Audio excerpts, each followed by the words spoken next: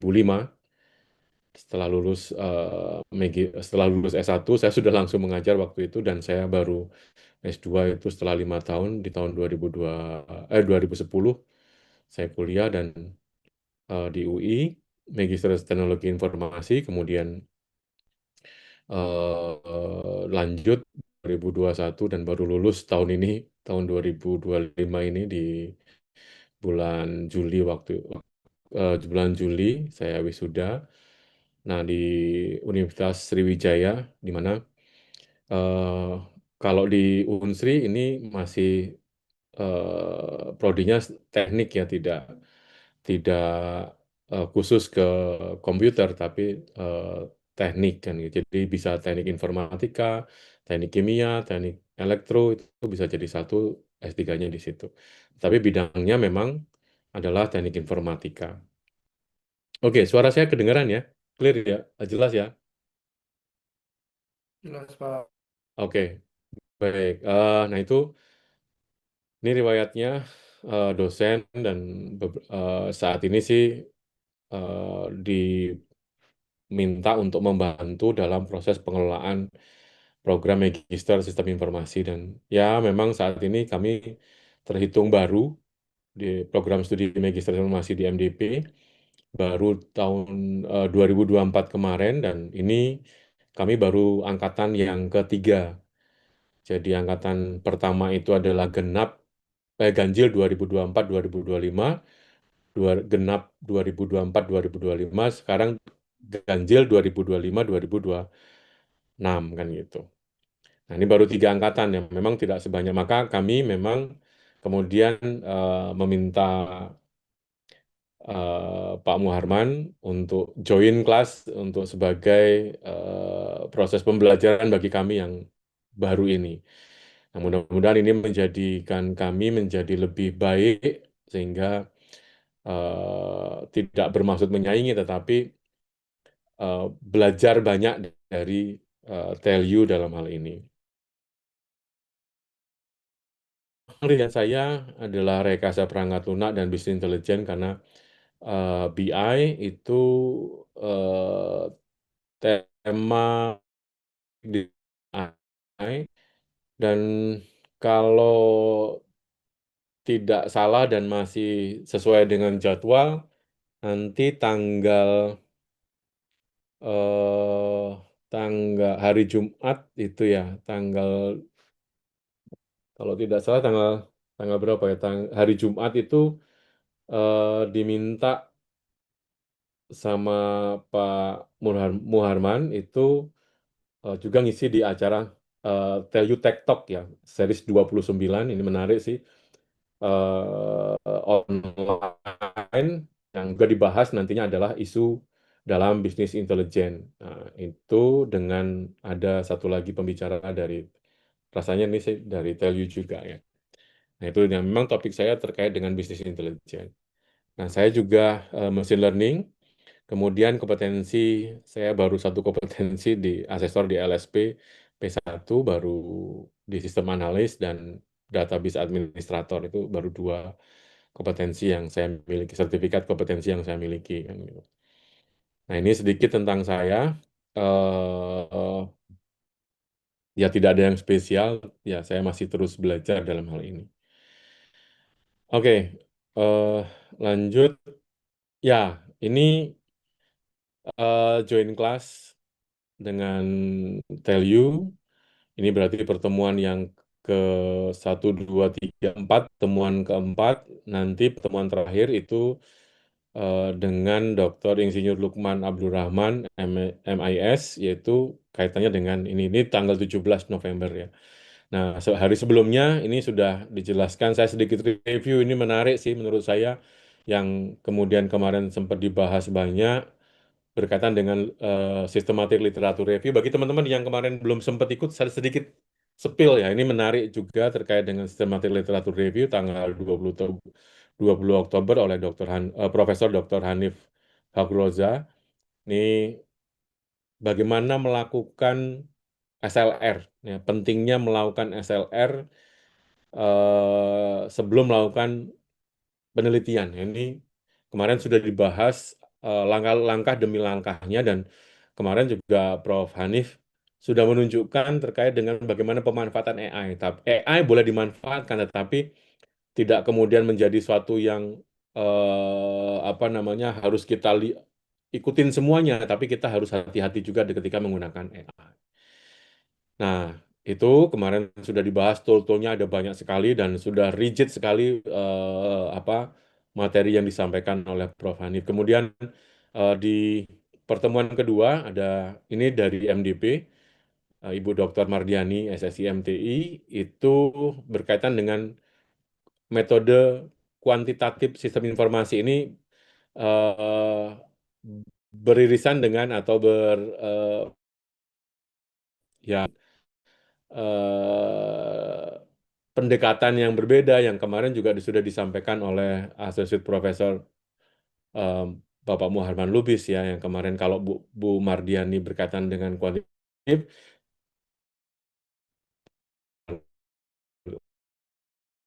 terkait dengan hal ini. Nah, di saya yang diberikan adalah desain science research. Nah, ini seperti apa dan bagaimana nanti kita akan bahas. Oke. Nah, saya pengen dapetin nih. Saya beberapa kali memandu pada saat Pak Prof Muhar Asosiat Profesor Pak Muharman saya menjadi moderator. Kemudian pada saat Prof Hanif saya juga moderator gitu loh. Cuman saya pengen tahu nih dari sekitar ketika mengikuti ini ada banyak kan gitu sekitar 80 di atas 50-an terus gitu loh. Saya pengen tahu eh, sebetulnya pemetaan yang ikut ini seperti apa? Karena rasanya ada yang dari S1, ada yang dari S2. Nah, maka itu saya minta waktu sebentar aja, hanya 5 atau 6 pertanyaan. Bapak Ibu boleh scan di sini sehingga saya pengen tahu nih pemetaan mahasiswa seperti apa dan karena saya biar biar kalau ngasih contoh biar lebih lebih tepat gitu loh. Iya, boleh ya. Bisa dibantu sebentar kasih kasih di scan di situ nanti masuk ke Google Form yang Bapak Ibu tinggal ketik saja sebentar.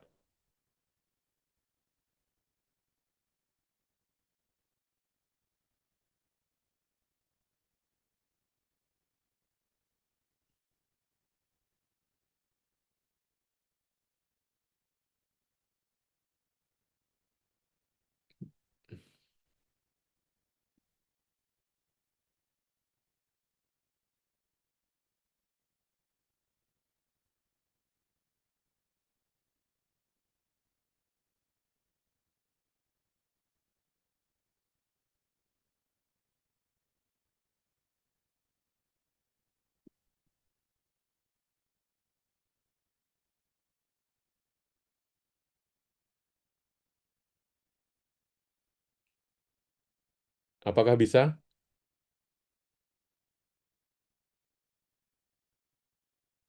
Bisa, Pak. Oke, mohon bantuannya sebentar saja ya.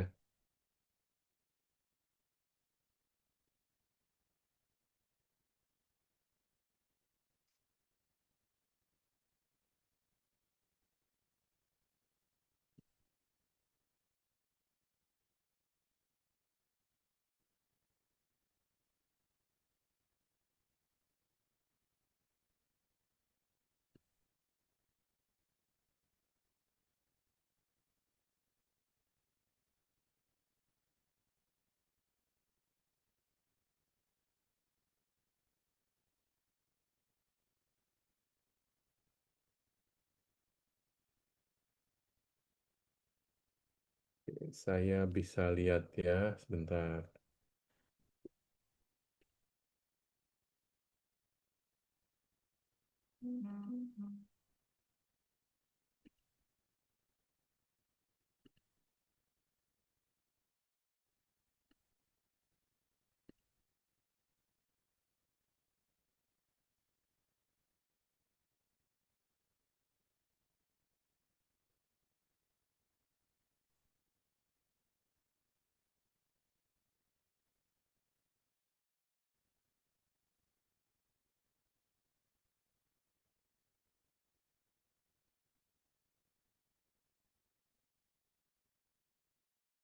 Sudah? Sebentar, saya coba cek izin ya.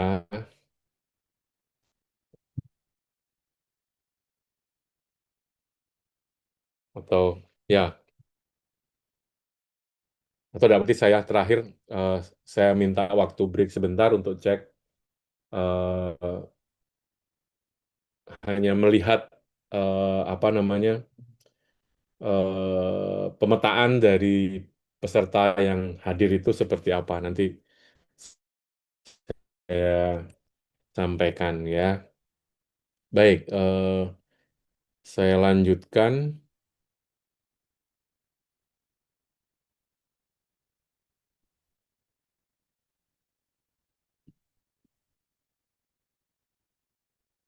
Ya, itu nanti. Nah, ini agenda sedikit agenda saya berkaitan dengan ya filosofi desain sains riset itu apa. Nanti saya tidak akan menjelaskan mendefinisikan apa menyebutkan desain sains riset, tapi mungkin saya akan lanjutnya adalah saya singkat menjadi DSR ya.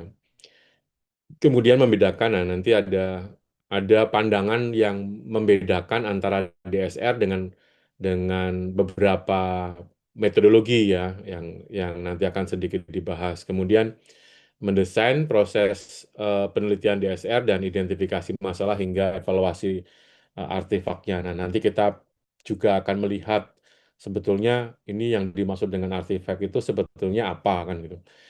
Hasil dari sebuah DSR. Menghasilkan rancangan proposal penelitian berbasis DSR ya ini eh, maka tadi saya membutuhkan eh, pemetaan siapa yang sudah saat ini di semester berapa. Saya pikir kalau di MDP, mahasiswa MDP, memang saya minta untuk seluruh angkatan ikut ya, walaupun saya nggak tahu ini di seluruh angkatan ada yang bisa apa semuanya hadir atau tidak, walaupun saya memang wajibkan kan gitu ya. Nah ini, kemudian ya yang diharapkan nanti ya memahami apa yang dimaksud dengan DSR, Design Science Research itu seperti apa, melakukan penelitian yang berdasarkan DSR itu sendiri, yang kemudian membangun, mengevaluasi, dan mengkomunikasikan artefak penelitian. Nah ini beberapa harapan setelah mengikuti materi ini yang diharapkan adalah itu. Ya, harapannya tadi sih sebetulnya juga bisa menghasilkan nantinya teman-teman bisa menghasilkan sebuah rancangan proposal penelitian yang berbasis DSR. Nanti sedikit saya akan spill contoh ya walaupun ini contoh punya orang, saya belum belum memiliki contoh yang real terkait dengan ini.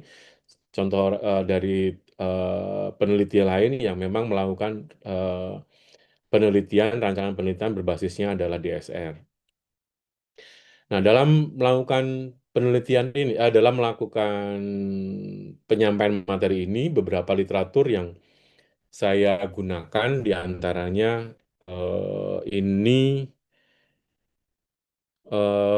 Design Science Research in Information System ya, karena nanti juga akan dibahas desain science research itu sebetulnya sejarahnya seperti apa dan apakah desain science research juga dilakukan di bidang ilmu yang lain kan gitu ya. Maka kenapa harus disebutkan di sini namanya desain science desain research in information system karena konsentrasi yang saat ini diberikan adalah sesuai dengan mata kuliah ini adalah mata kuliah metodologi penelitian sistem informasi.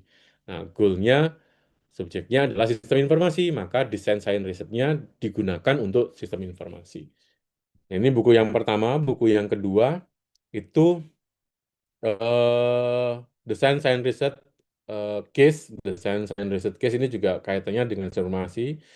Ini Springer, Jan von Broek itu yang dari Alan Hopner.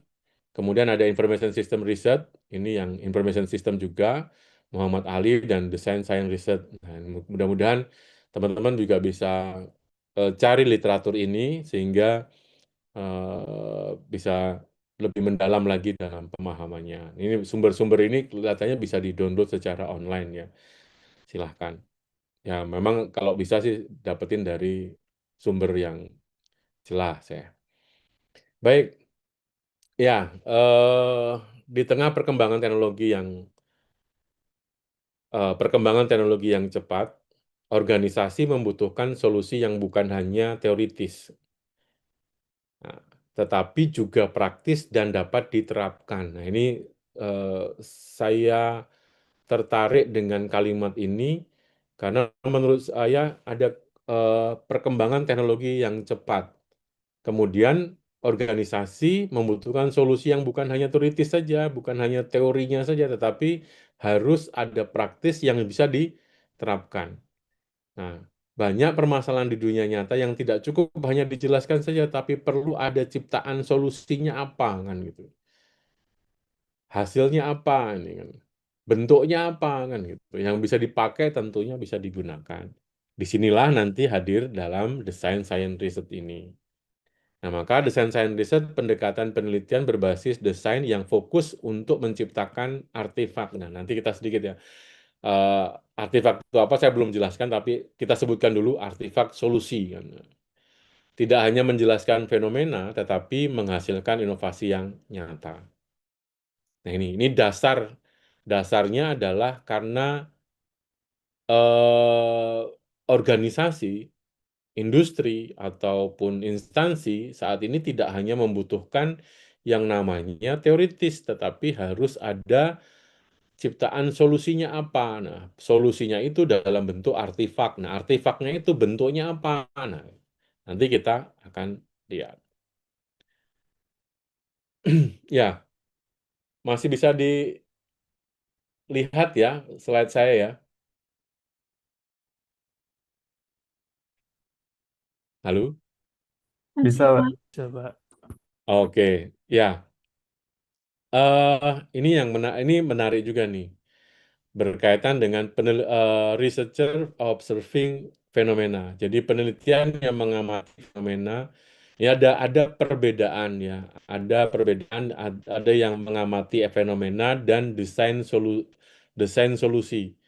Bentuknya adalah artefak. Jadi kalau di dalam observing fenomena, jadi memahami dia penelitian yang memahami atau menjelaskan apa yang terjadi di dunia nyata. Dia tidak membuat atau merancang solusi baru, tetapi lebih pada mengamati, menganalisis, dan menjelaskan fenomena yang sudah ada saja. Contoh, penelitian perilaku penggunaan media sosial, itu kan sudah ada kan gitu. Nah, kemudian mengamati efek perubahan iklim terhadap populasi ikan misalnya. Nah, itu misal itu hanya mengamati kondisi yang sudah ada, tetapi berbeda dengan researcher yang desain solusi yang bentuknya nanti outputnya salah satunya adalah bentuk artefak ya. Jadi penelitian yang merancang solusi artefak di mana fokusnya adalah menciptakan sesuatu untuk memecahkan masalah kan gitu. Artefak bisa berupa, nah ini nanti artefak itu apa? Artefak itu adalah bentuknya bisa berupa produk, model, sistem, metode atau prototipe kan gitu. Di mana pendekatan ini termasuk desain science research. Nah, atau penelitian terapan.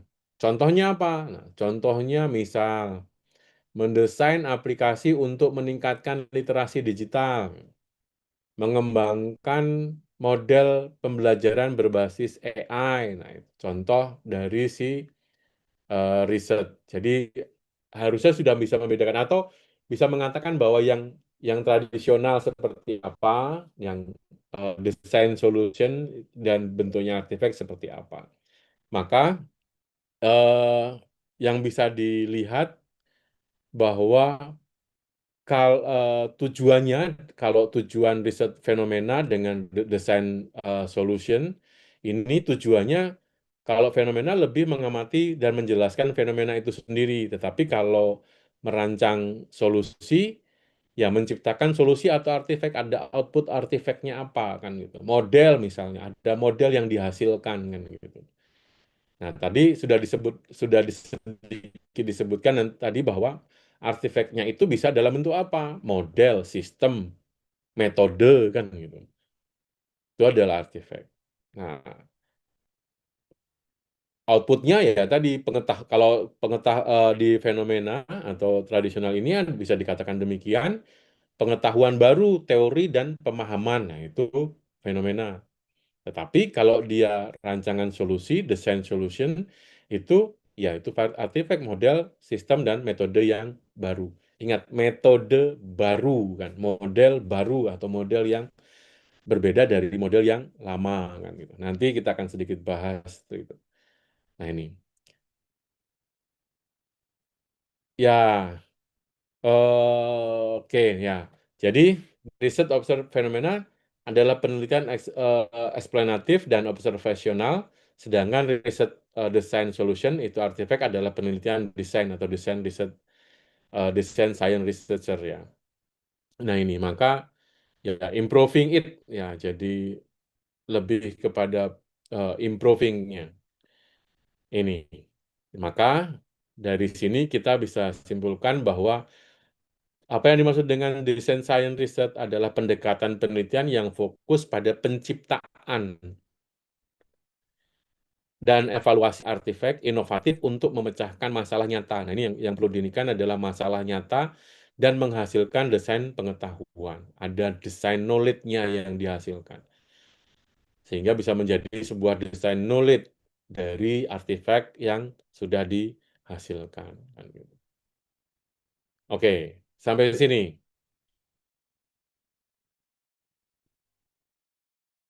Nah, nanti memang kita akan melihat perbedaannya dengan pengembangan sistem. Nah, bedanya apa? Nah, oke, mengapa belajar DSR?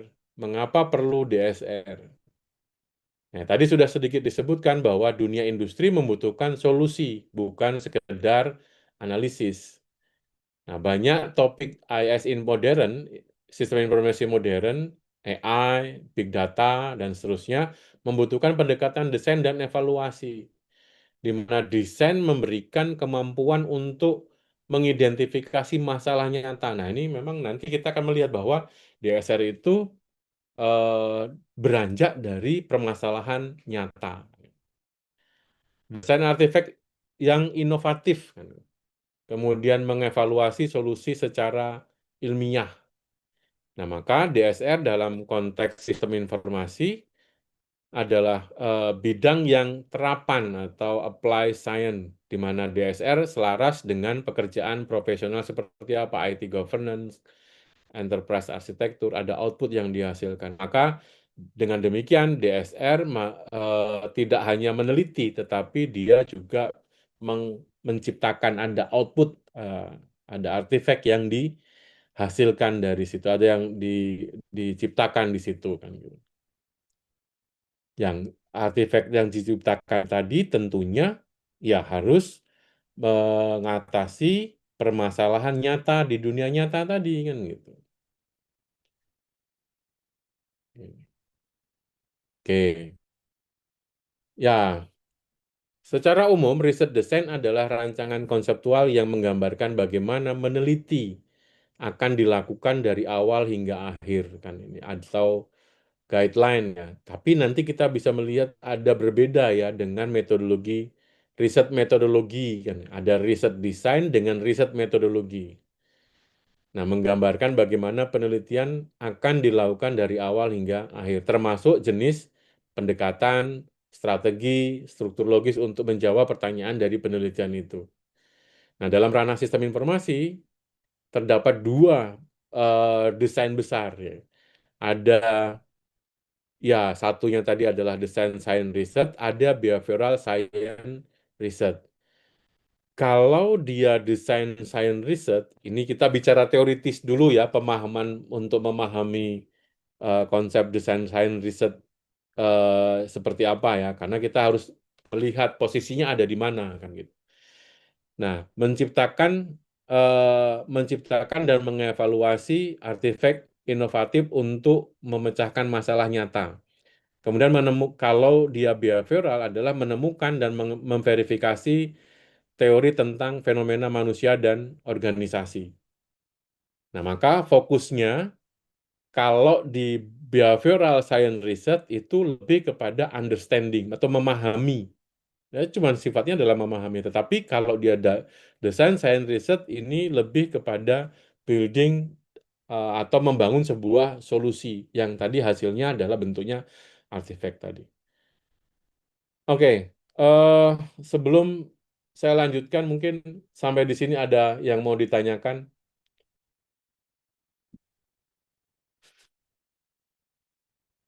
Cuman saya pengen kenalan, boleh nggak ya? Eh, Pak Muharman masih di sini, ya.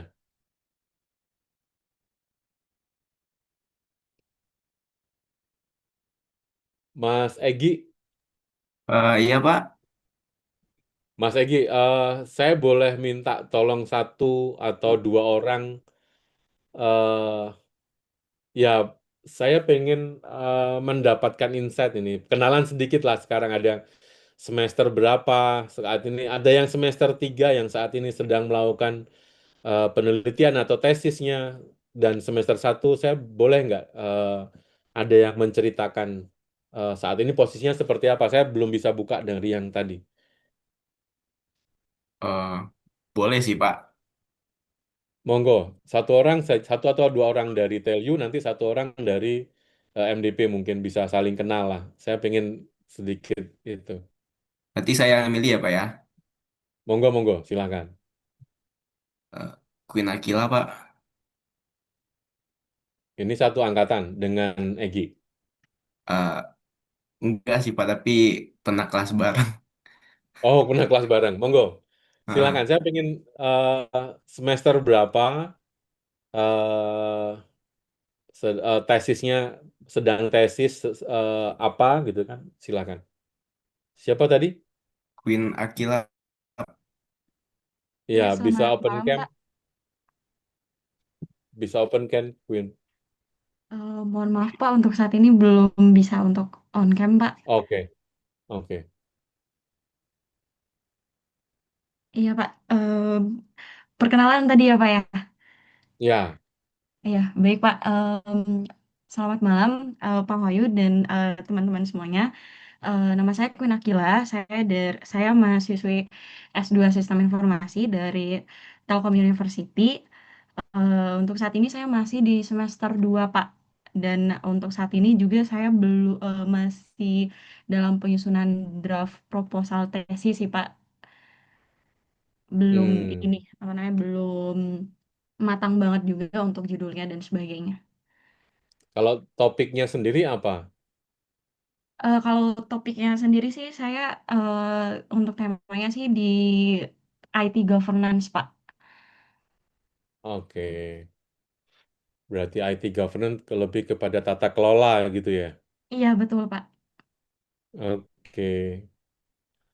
Oke, semester 2 ya. Semester 2 di tata Iya. kelola. Kalau nanti kita lihat sih sebetulnya apakah desain science research bisa diterapkan di dalam proses tata kelola sistem informasi. Nah, nanti konsep artefaknya seperti apa kan bisa saja sih dikaitkan demikian kan gitu. Oke, tapi kalau di Telus sudah dapat itunya ya, sudah dapat dosen pembimbing di semester satu atau di semester 2. Izin menjawab Pak. Oke. Kalau misalnya di TLU biasanya nyari sendiri. Tapi kalau misalnya yang baru masuk semester ini yang mengambil metodologi pengembangan biasanya tuh udah diarahkan Pak biasanya. Sesuai dengan keahlian dosen yang ada juga Pak. Oke. Iya, iya, iya, iya, iya. Oke, kalau Mas Egi sendiri semester berapa? Semester 3 Pak. Oke. Oke, artinya sudah ketemu ininya ya, sudah proposal sudah selesai ya. Eh, Lagi bikin sih Pak. Masih Oke. bikin proposal Pak. Oke, berapa? Oke, sorry, maaf, Mas Egi. Saya balik ke Queen tadi. Queen masih dengar saya? Iya, masih, Pak.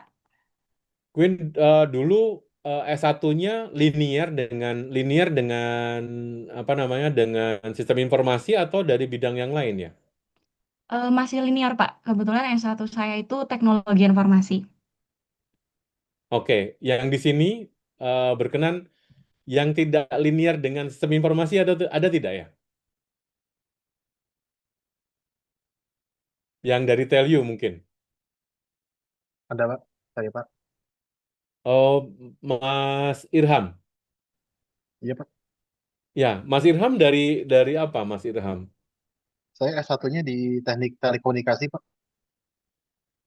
Teknik telekomunikasi. Iya betul. Oke, tapi masih masih teknik ya, masih teknik telekomunikasi ya. Ada yang dari ekonomi tidak?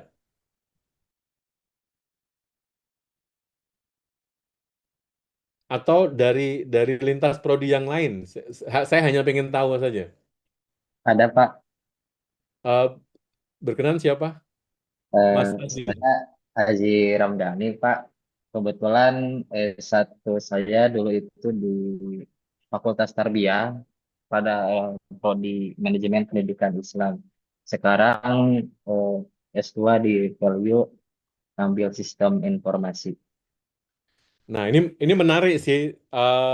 Ketika kita bicara mengenai riset design, tentunya mindsetnya akan berbeda gitu ya. Karena akan kalau di SI mungkin risetnya itu misalnya teman-teman kayak tadi teknik Mas Irham, kemudian Queen, kemudian Egi mungkin dia akan lebih apa ya?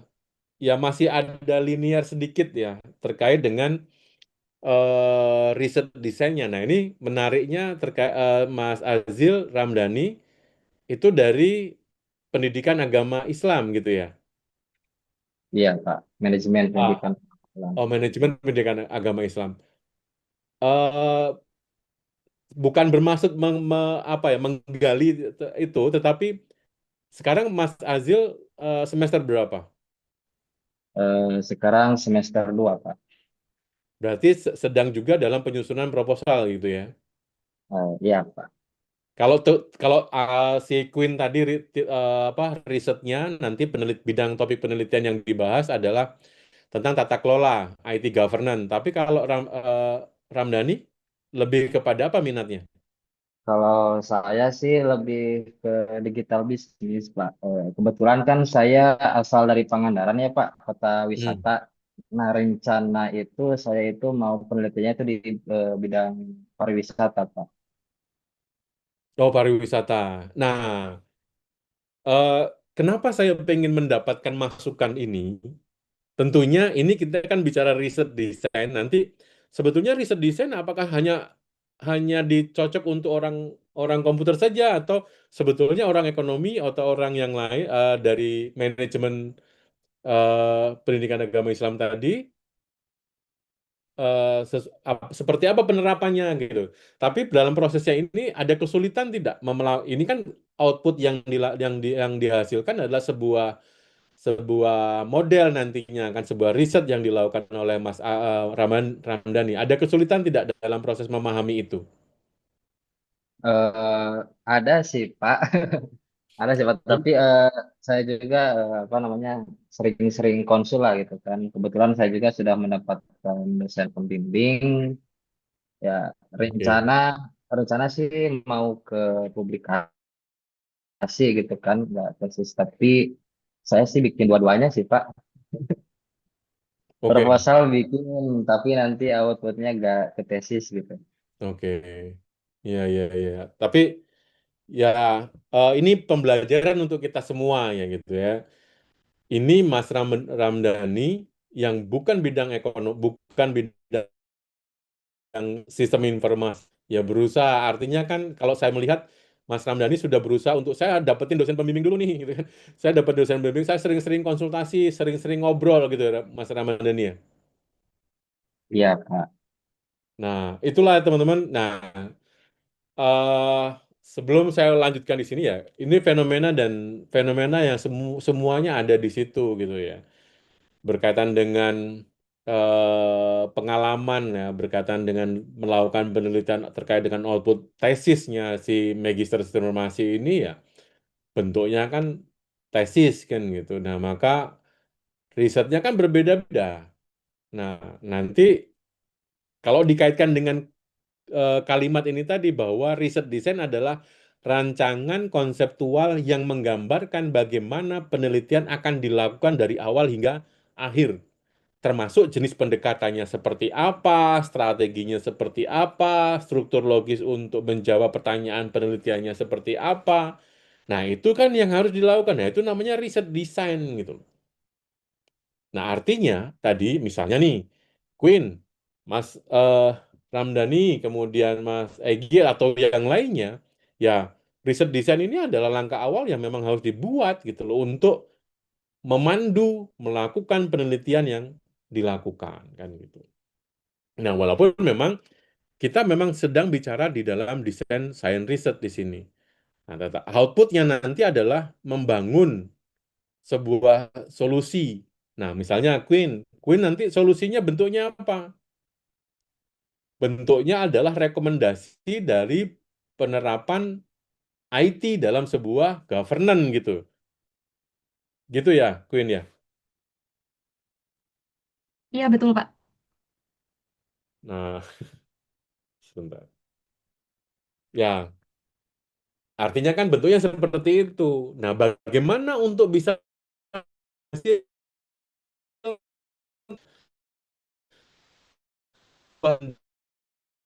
yang dipakai ya sebuah rekomendasi untuk IT governance, penerapan IT dalam sebuah pemerintahan ya. Governance ya tidak harus semua pemerintahan juga sih kan. Nah, kalau Queen studi kasusnya ada di mana? Untuk studi kasusnya sih, untuk sementara ini, Pak. Oke. Ya. Oke, yang lain sebelum saya lanjutkan nih, saya pengen menggali lagi. Yang lain ada yang mau cerita nggak? Eh, Mungkin nanti di MDP, kalau dari MDP mungkin juga bisa kenalan. Saya bisa tunjuk.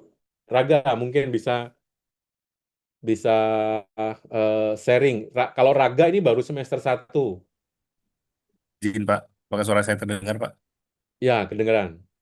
Mohon izin sebelumnya tidak bisa ngidupin kamera karena lagi di jalan Pak. Izin Pak. Oke, lanjut lanjut. Perkenalkan nama saya Raga Ramanda Shailendra. Saya mahasiswa Prodi Magister Sistem Informasi, baru masuk, baru join di Universitas Multidata Palembang, Universitas MDP. Kalau sekarang posisi baru lagi nyari insight buat nanti ancang-ancang buat proposal berdasarkan bimbingan dari Pak Wahyu. Izin Pak.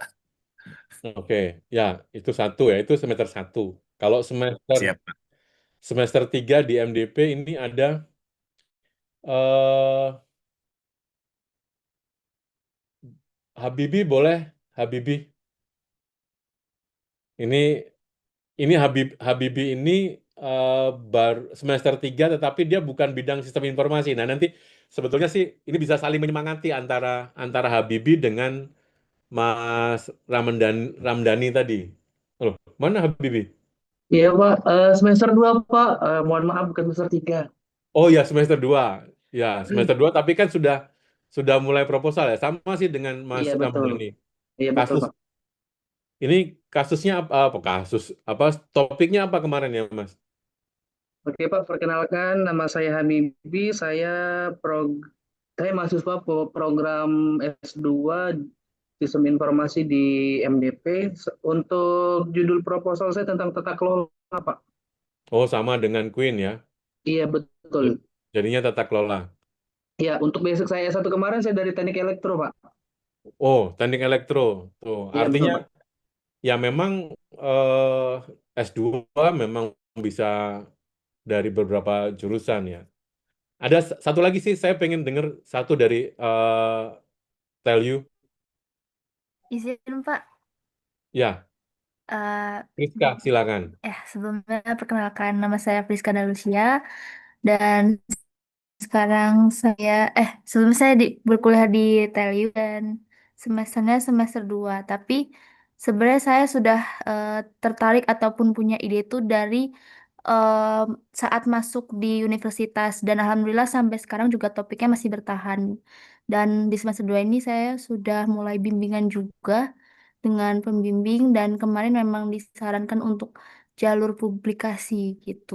Jadi mungkin ke depannya memang difokuskan untuk publikasi dan untuk topiknya sendiri itu mengenai AI dalam sebuah edukasi teknologi. Dan kebetulan si startupnya itu memang tempat saya magang sebelumnya, Pak. Jadi lebih dibilang lebih ke side bisnis yang mungkin dulu saya sempat di sana dan mencoba untuk membangun bisnisnya lagi gitu karena kemarin sempat redup gitu. Oke. Makasih. Eh, Sorry Friska. Artinya risetnya Friska kuantitatif, kualitatif atau mix? Mix, Pak, nanti ke Mix. depannya. Mm-mm. Oke. Ya, nanti kita coba lihat ya. Terima kasih Friska. Sukses, mudah-mudahan bisa outputnya bisa memang bisa penerapan sepertinya tadi tujuannya juga hasil akhirnya bisa meningkatkan dan membangun bisnis apa ya, bisnis baru lagi gitu ya. Iya, betul, Pak. Oke. Ya memang sama sih. Saya dulu berpikirnya begitu juga. Waktu apa namanya? Saya lebih mengambil sebuah konsep yang seksi gitu loh, yang kemudian nanti itu bisa menjadi fokus dan dari riset saya gitu. Kalau Friska tadi kan lebih kepada sistem info, apa namanya AI kan, penerapan AI kan gitu. Nah, berarti penerapan AI dalam sebuah apa tadi Friska? Edukasi teknologi atau startup tentang pendidikan, Pak. Oh, edukasi teknologi tentang pendidikan. Nah, jadi konsep sorry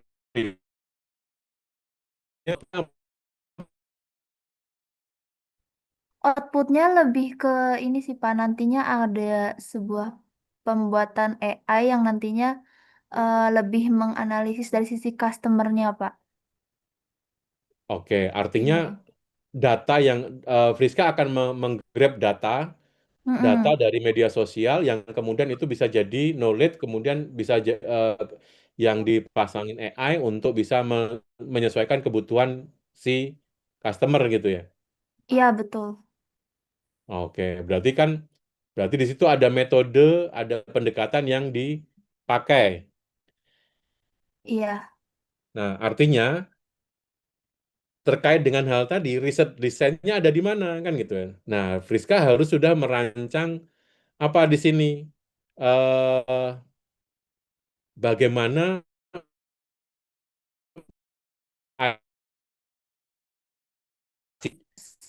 untuk literasi pendidikan tadi sehingga bisa menghasilkan output tadi kan gitu. Langkah-langkahnya apa? Nah, langkah-langkah itu yang harus disusun dan itu disebut selanjutnya adalah riset desain di sini kan gitu. Oke, terima kasih. Kita lanjutkan ya. Jadi konsep dasar riset desain hasilnya nanti adalah creative new and innovation artifact. Jadi kayak Friska tadi kan nanti menghasilkan sebuah new innovation artifact di bidang AI yang spesialisasinya khusus untuk dunia pendidikan kan gitu. Iya, betul. Nah, artinya kan itu yang dilakukan kan gitu.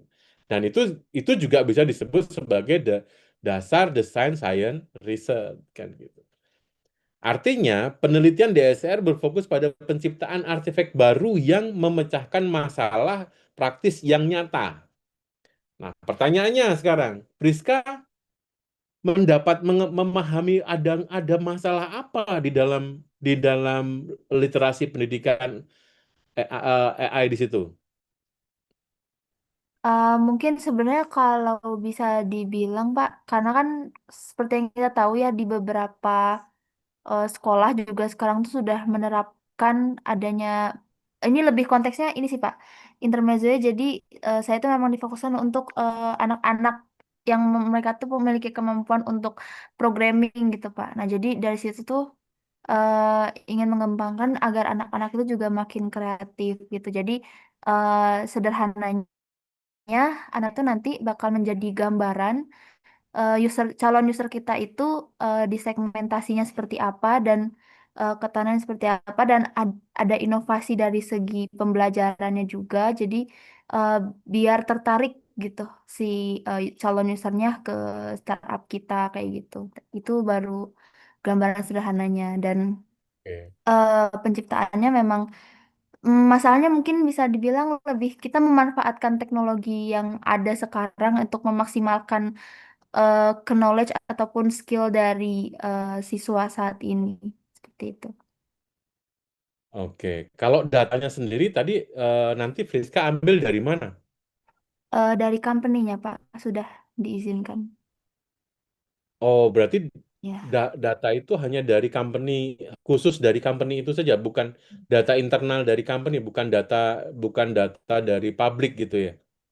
eh Lebih ya untuk yang di bagian pemodelannya memang difokuskannya masih pakai data internal dari company dan mungkin bisa merepresentasikan untuk case di dunia teknologi seperti itu Pak.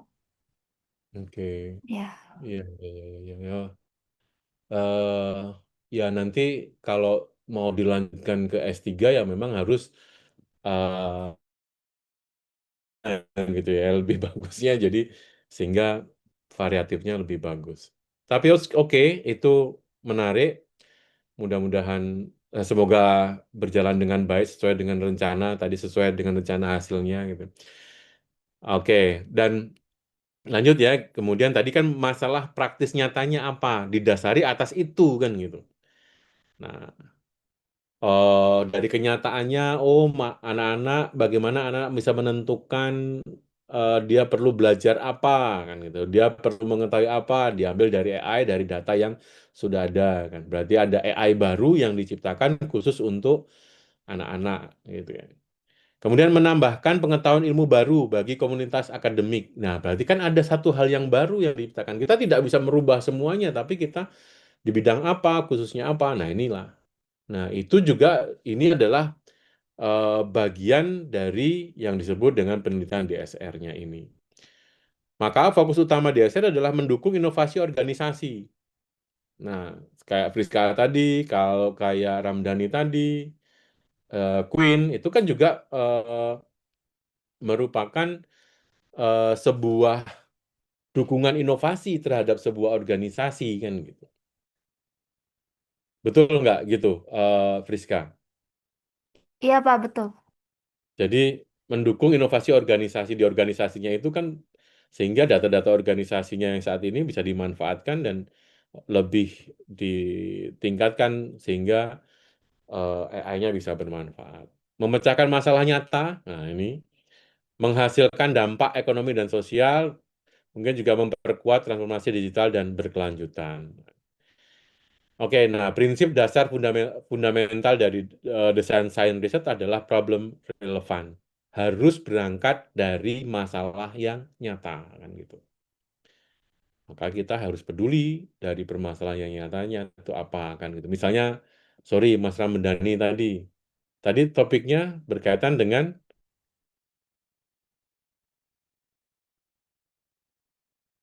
Mas Ramdhani.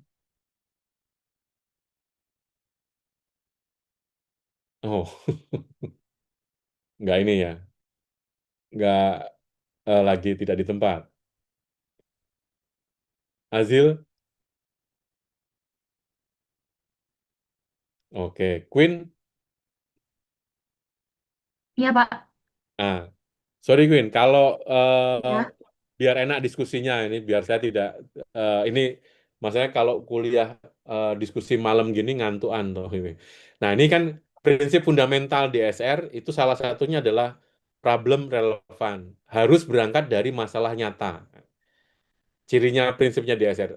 Ada nggak masalah nyata yang memang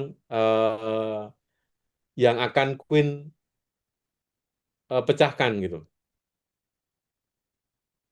Di studi kasus saya tadi ya, Pak ya. Betul.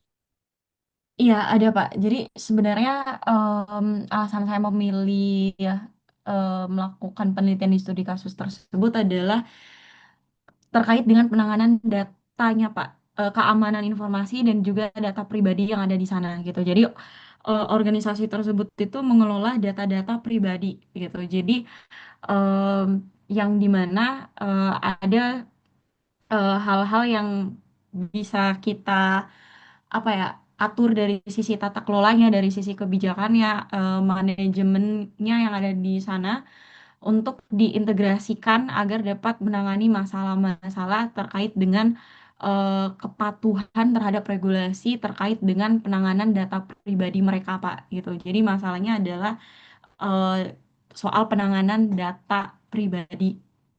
Oke, oke. Berarti problemnya ada di situ ya, yang ingin Iya. dipecahkan nantinya. Oke, ya lanjut. Itu masalahnya kan itu. Kemudian desain prinsip yang berikutnya adalah desain as artifact, hasil utama berupa artifact. Nah, nanti misalnya nih Akila, apa yang ingin dihasilkan dari penelitian yang Akila akan lakukan? Hasilnya bentuknya model, metode, sistem, atau framework?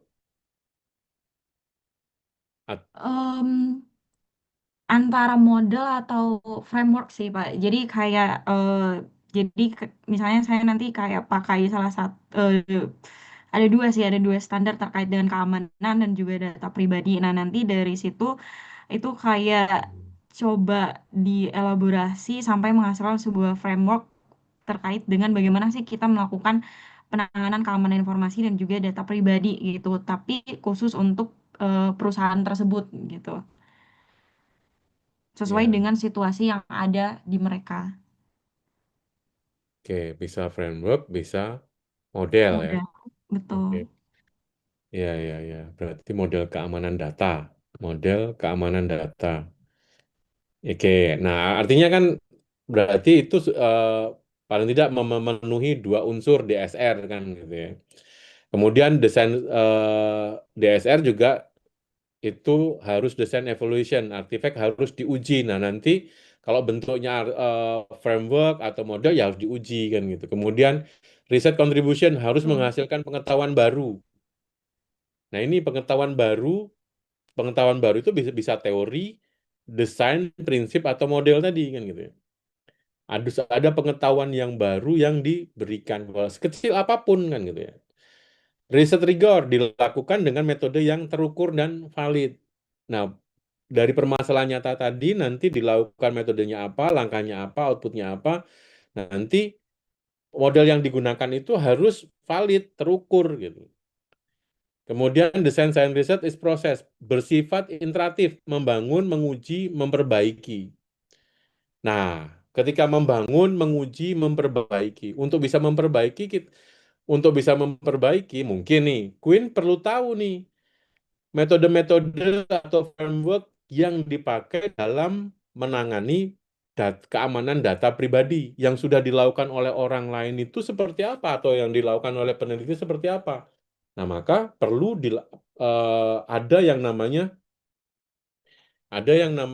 yang sudah disampaikan oleh Prof. Hanif sebelumnya yaitu sistematik literatur review kan gitu. Perlu dilakukan nih riset-riset yang sudah melakukan pengamanan data pribadi itu orang menggunakan model seperti apa, langkahnya seperti apa.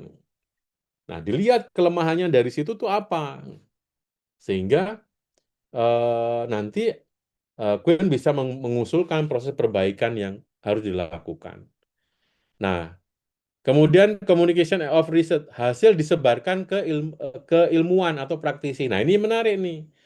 Bahwa tadi misalnya Mas Egi ataupun yang lainnya mengatakan bahwa outputnya saya nanti lebih ke publikasi kan gitu ya. Oh, kalau di Tell You ada dia jalur publikasi gitu ya, Egi.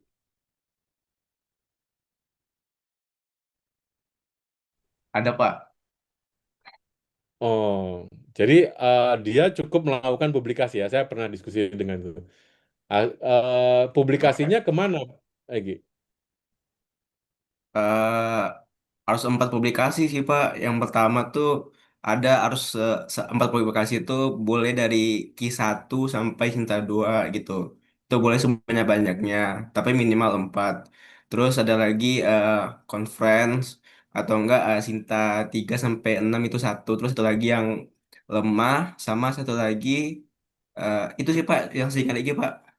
Pokoknya ada empat, tapi kalau misalnya empat itu, tapi pas Sinta dari Q1 sampai Sinta 2 tuh boleh sebanyak-banyaknya, Pak. Oke, artinya dinyatakan lulus ketika publikasinya diterima gitu, LOA-nya dapat gitu ya. Iya, Pak, strategi ya, Pak. Oke. Ya, artinya dari prinsip-prinsip ini yang sudah dilakukan ada problem relevan, riset artifact dan seterusnya pemahaman sampai pada riset desain riset prosesnya di sini yang namanya penelitian itu harus dikomunikasikan gitu ya. Harus disebarkan sehingga ini nanti menjadi pengetahuan bagi orang lain dan itu bisa jadi dasar riset dari yang lainnya. Oke, lanjut. Tujuan DSR membuat artefak dan pengetahuan baru. Nah, artefak adalah hasil konkret dari proses desain yang menjadi fokus risetnya. Nah, ini slide saya masih kelihatan kan ya? Masih, Pak. Lihat. Oke, ya, Masih, Pak. oke. Nah, ya mengklasifikasikan ada 4 artefak, ada construct, model, method, dan instantiation ya. Kalau model representasi atau hubungan antar elemen. Contohnya model evaluasi kesiapan transformasi digital kan gitu. Kalau tadi misalnya model model keamanan data pribadi kan gitu. Atau ya bisa kalau dia framework ya metode misalnya. Framework untuk tapi isinya kan seperti apa? Nanti contohnya seperti apa? Nanti kita coba lihat ya. Nah, ini deskripsi kalau metode mungkin bisa algoritma, proses, prosedur kan bentuknya kan gitu. Nah, nanti yang mana yang nanti akan diciptakan, hasilnya yang mana gitu dari ini kan. Yang disebut dengan artifact. Artifactnya yang mana? Ini adalah jenis artifactnya kan. Oke, nah Design Science Research Framework. Nah, ini sekali lagi tadi disebutkan bahwa Design Science Research adalah berangkat dari dunia permasalahan nyata ya, di dalam sebuah organisasi atau instansi. Yang berangkat dari mana? People, organisasi, dan teknologi. Kan. Nah, kemudian bentuknya apa? Di sini eh, ya ada strategi, ada proses kalau dia di dalam organisasi, environment-nya seperti apa. Nanti kemudian dilakukan analis knowledge base untuk melihat apakah solusi sudah ada atau belum kan gitu. Nah, jika solusinya sudah ada, routine desainnya tidak dianggap maka dia tidak dianggap sebagai DSR kan gitu. Tapi jika belum ada, ini dilakukan DSR atau buat artefak inovatifnya, evaluasi dan perbaiki kan gitu. Dan kemudian kontribusi kembali ke knowledge base melalui apa artefak baru kan. Artinya artefak baru yang diciptakan bisa berasal dari artefak lama yang sudah ada yang diperbaiki kemudian. Desain teori, prinsip, model, metode, dan instansi baru. Nah, framework ini menekankan bahwa DSR harus berakar pada masalah nyata. Kan tadi sudah disebutkan. Solusinya harus dibangun berdasarkan pengetahuan ilmiah. Nah, ini fondasinya harus dari sini. Dari dunia ini, maka dilakukan proses desain di sini kan gitu. Solusi tersebut berupa artefak inovatif yang dievaluasi secara ilmiah. Dan hasilnya tidak hanya artefak, tetapi juga desain knowledge yang memperkaya keilmuan. Nah, ini adalah framework-nya. Oke, sampai di sini. Mungkin sambil ini, apakah ada yang ditanyakan? Belum ngantuk kan ya? Belum. Halo? Oke. Ini nggak ditinggal tidur kan saya ya? Enggak, Pak. Aman, Tidak, Pak. Pak. Aman, Pak. Masih Aman, Pak. Tidak ditinggal Ya, tidur, Pak. Hadir Pak, ya, di mana memantau Pak? ya, ya, ya Pak, ini Pak. sih, oke. Ya, ini adalah konsep berpikirnya DSR tadi. Ada yang mau ditanyakan sampai di sini sebelum dilanjutkan? Belum ya? Oke. Baik, ini proses DSR, Design Science Research Methodology. Ada 6 tahapan yang dilakukan sebagai rancangan penelitian. Tahapannya adalah problem identification and motivation, kemudian define objective of solution, design development, kemudian demonstration, evaluation, dan communication. Nah, kemudian aktivitasnya adalah menetapkan masalah. Masalahnya apa yang ingin diteliti? Dan nilai solusinya apa? Outputnya adalah definisi masalah kan.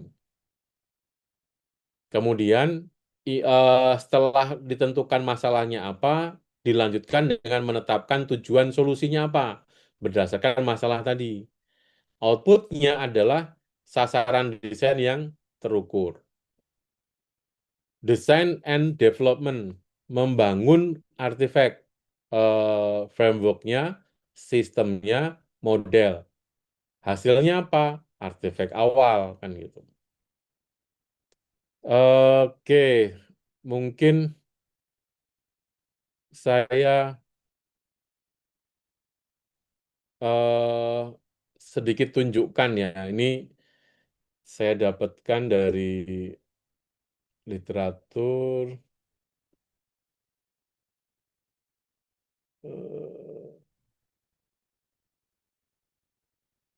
Oke, apakah terlihat? Terlihat. Terlihat, Pak. Terlihat, Bapak. Oke, siap. Ya, ini implementasi and online pharmaceutical service using design research design kan. Using research design. Dari tahapan tadi, nanti kita lihat ya, ini berarti melakukan implementasi online pharmaceutical service dengan menggunakan desain riset, desain science risetnya kan. Langkah-langkah tadi dilakukan kan gitu. Nah, ya, dia bilang di sini, nah ini, kalau tadi ini sebagai pengantarnya, tapi nanti kita akan melihat bahwa desain science research DSM-nya, apa yang dilakukan, langkah-langkahnya ya sama dengan yang tadi, ada 6 ya, ada 6 yang dilakukan langkah-langkahnya. Tapi kalau ditanyakan sesuai dengan masalah nyatanya apa gitu loh. Atau kalau dalam prinsipnya tadi problem relevan permasalahan diangkat dari masalah nyata. Nah, permasalahan nyata yang ingin diangkat dari penelitian tadi apa? Nah, kita lihat. Nah, ini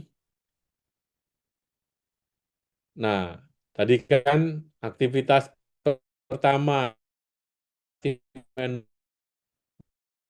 jadi langkahnya yang pertama problem identification and motivation-nya apa kan itu.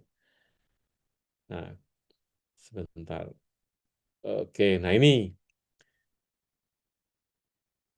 kan sama dengan ada 6 kan tadi. Kemudian mengidentifikasi objek of solution-nya apa kan gitu. Nah, kemudian ada design and development aktivitas ketiganya. Kemudian aktivitas kelima dievaluasi. Kemudian aktivitas keenamnya adalah komunikasi. Sama kan gitu. Oh, sorry, keempatnya demonstrasi. Ini keenam. Nah, baru itu tadi kan tahapannya. Nah, nanti pengimplementasiannya dari setiap tahapan itu dijelaskan di sini.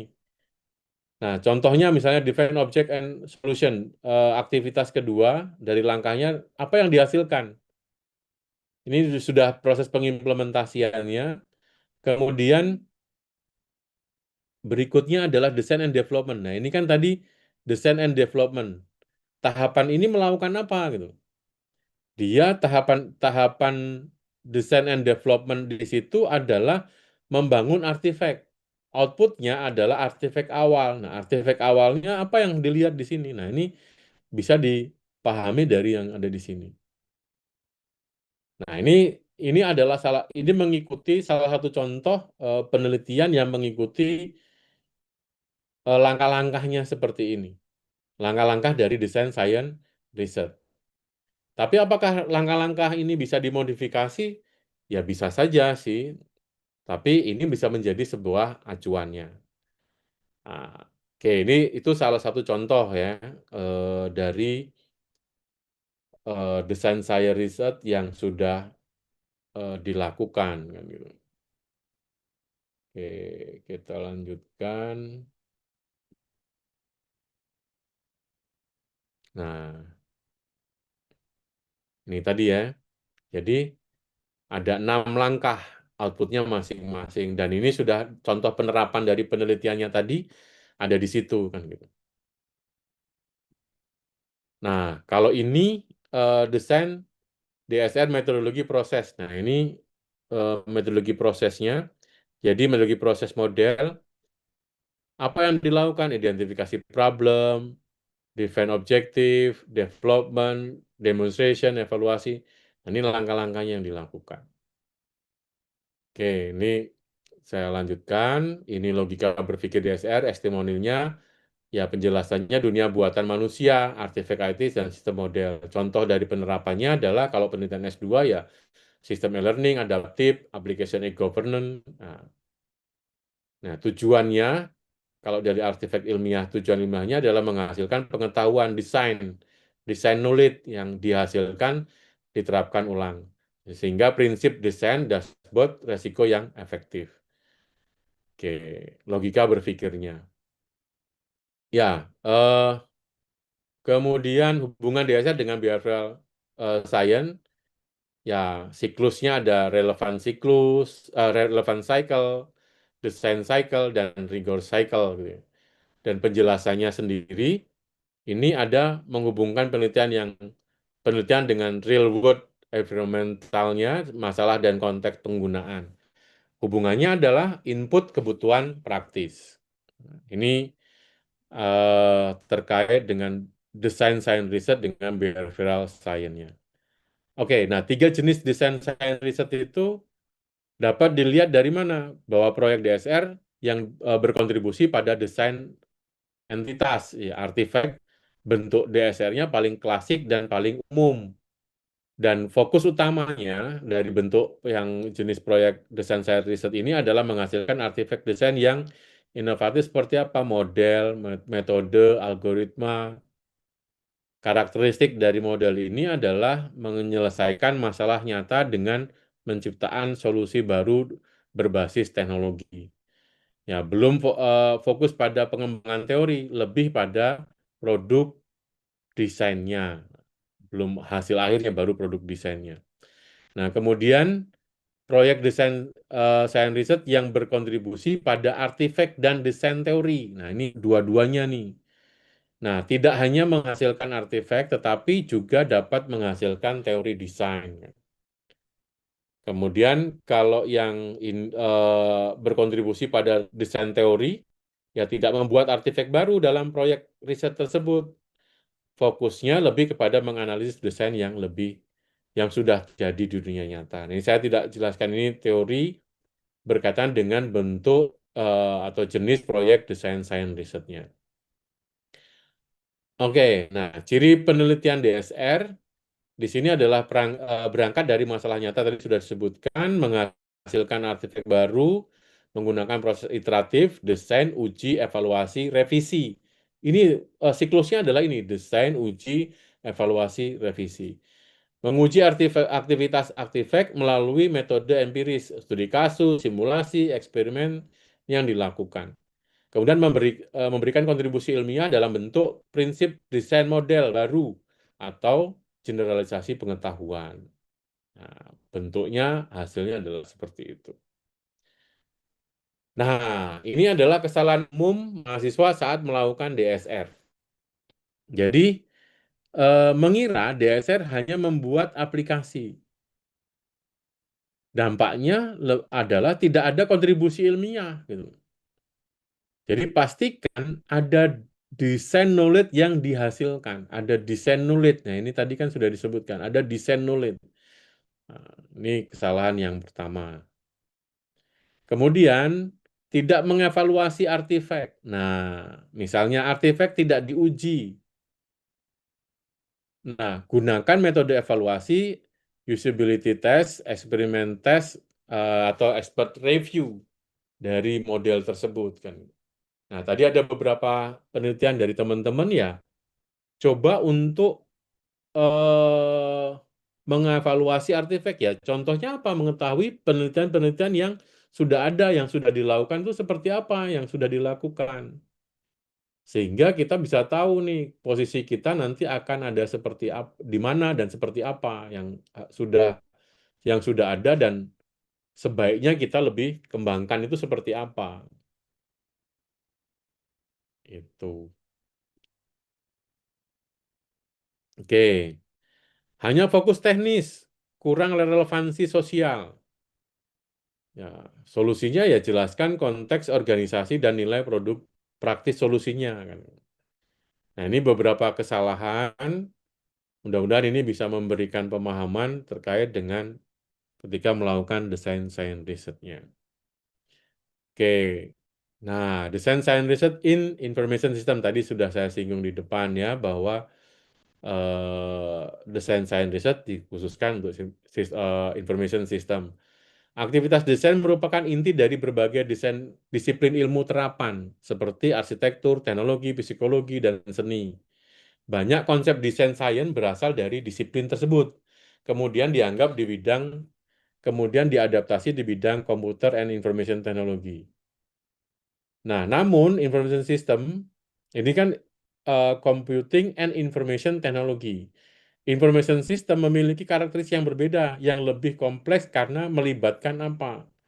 Nah, maka information system itu kan komponen-komponen kan gitu kan. Kalau kita melihat apa sih itu sistem informasi adalah komponen-komponen. Isinya adalah apa? Hardware, software, user interface, bisa proses, prosedur, konteks organisasi, jaringan. Ini kan konteksnya kan luas kan gitu. Nah, maka karakteristik ini membuat IS Information System membutuhkan pendekatan desain yang unik dan menantang kan.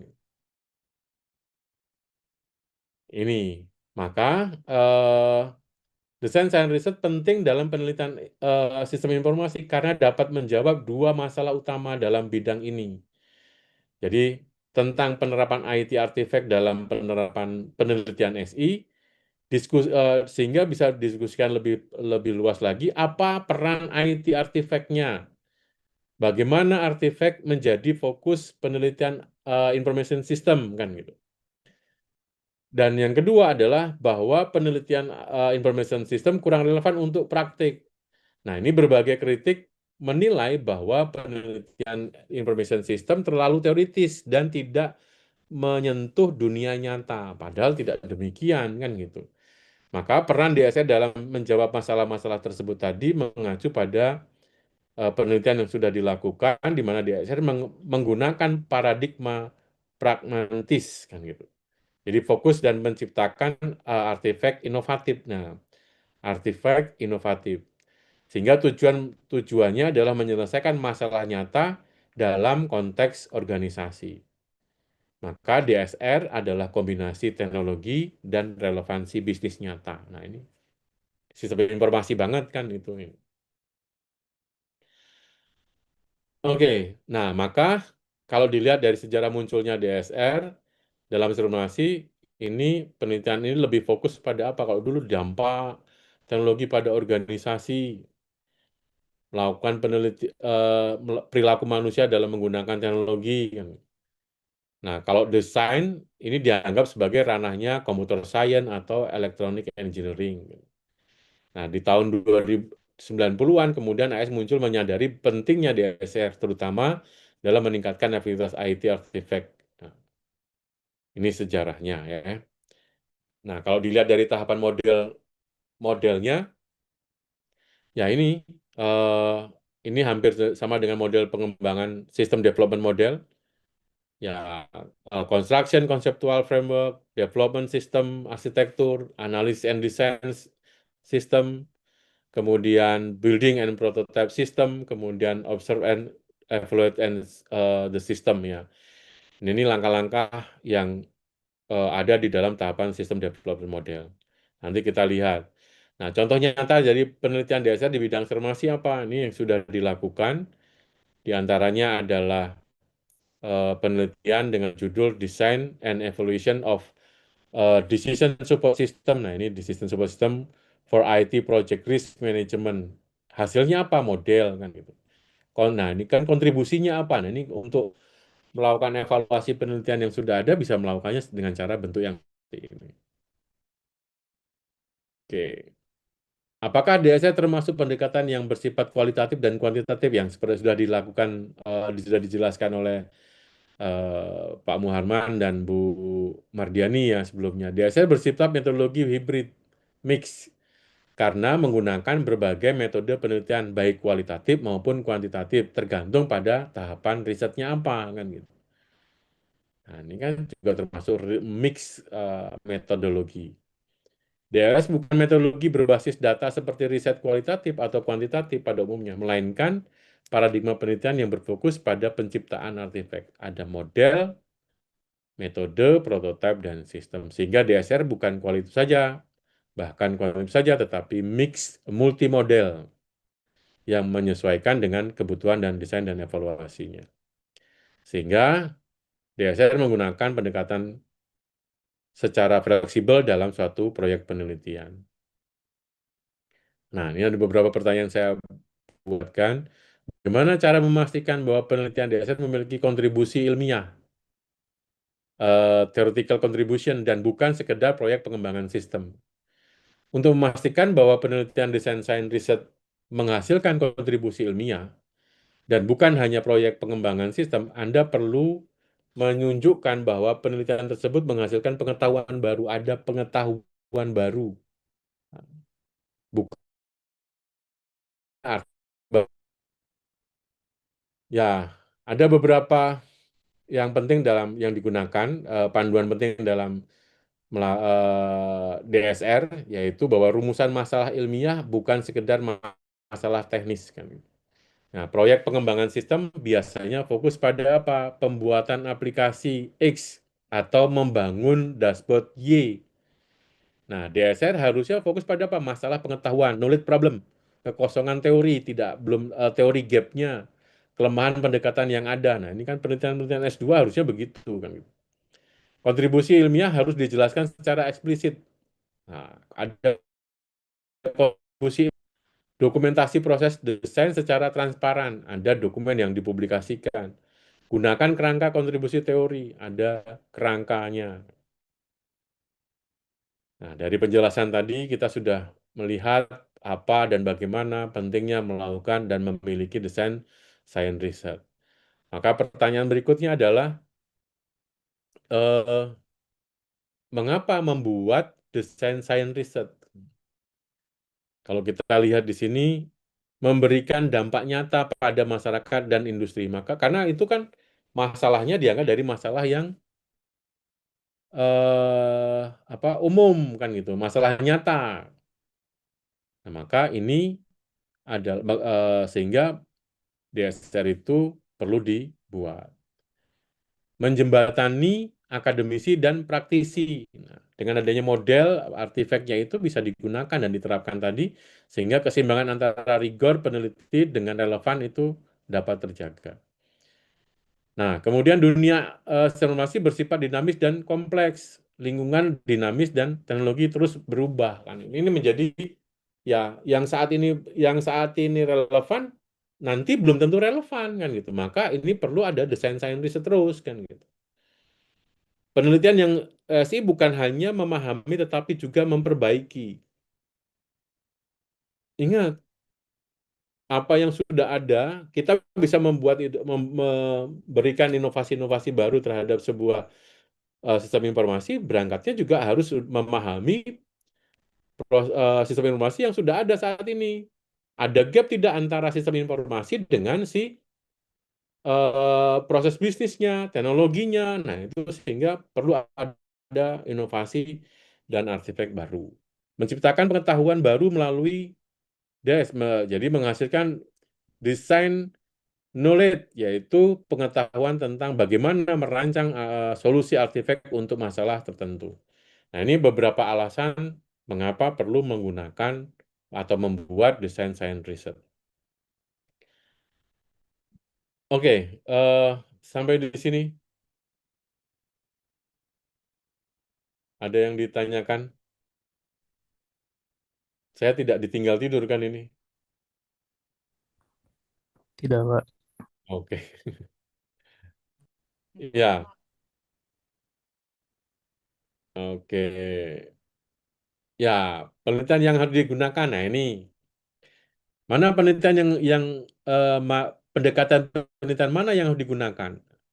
Kan kemarin ada kualitatif, kuantitatif, metode campuran atau penelitian ilmu desain, menciptakan dan mengevaluasi sebuah solusi. Ya, kalau kualitatif kemarin kan memahami makna dan pengalaman solusi. Dia basisnya data yang digunakan adalah kualitatif, bukan angka. Beda dengan kuantitatif. Kalau kuantitatif menguji hipotesis, datanya berasal dari data yang sifatnya adalah numerik kan gitu. Beda dengan campuran. Kalau campuran menggabungkan eksplorasi dan pengujian kualitatif dan kuantitatif. Tapi kalau desain ini ya evaluasi model tadi bentuknya kan gitu. Nah, mana yang akan dihasilkan kan gitu. Nah, saat ini kalau yang semester 2, semester 3 harusnya sudah tahu nih penelitian Anda yang mana kan gitu. Kualitatif, kuantitatif, mix atau desain. Nah, berikut ini adalah pertanyaan-pertanyaan yang diajukan. Nah, ini bedanya. Nah, kalau penelitian kualitatif, bagaimana menggunakan, ini sebuah studi kasus ya, misalnya dari penerapan sistem ERP. Bagaimana menggunakan pengguna beradaptasi dengan sistem ERP baru. Jadi ada penelitian. Itu kualitatif. Datanya apa? Ditanya. Prosesnya bisnis seperti apa, kemudian penggunanya ditanya. Nah, kan itu namanya kualitatif. Hasilnya menggunakan metode-metodenya. Nah, tapi kalau kuantitatif, apakah tingkat pelatihan mempengaruhi keberhasilan implementasi ERP? Kan ada data kuantitatif, nanti dia menjawab pertanyaan kan gitu. Beda lagi dengan mix method, bagaimana persepsi pengguna terhadap ERP dan bagaimana persepsi itu mengaruhi kualitas kepuasan kerja. Nah, ini mix method. Sedangkan DSR adalah bagaimana kita dapat merancang. Nah, kan beda pertanyaannya, merancang model pelatihan berbasis gamifikasi untuk meningkatkan adopsi sistem ERP. Jadi dia outputnya adalah model nanti kan gitu. Ini kualitatif jawabannya ya nanti penggunaan, ada bagaimana pengguna berhasil dengan sistem ERP baru. Nah, nanti dia kualitatif jawabannya. Nah, bentuk kontribusi ilmiah dalam penelitian DSR tadi sudah sedikit disampaikan.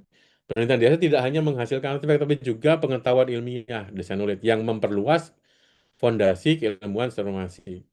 Ya, ada banyak. Secara umum kontribusinya, artefak, solusi, desain teori, tadi sudah disebutkan ya. Nah, hasil outputnya, kalau dia kualitatif, deskriptif, mendalam, dan memahami kontekstual, itu kualitatif.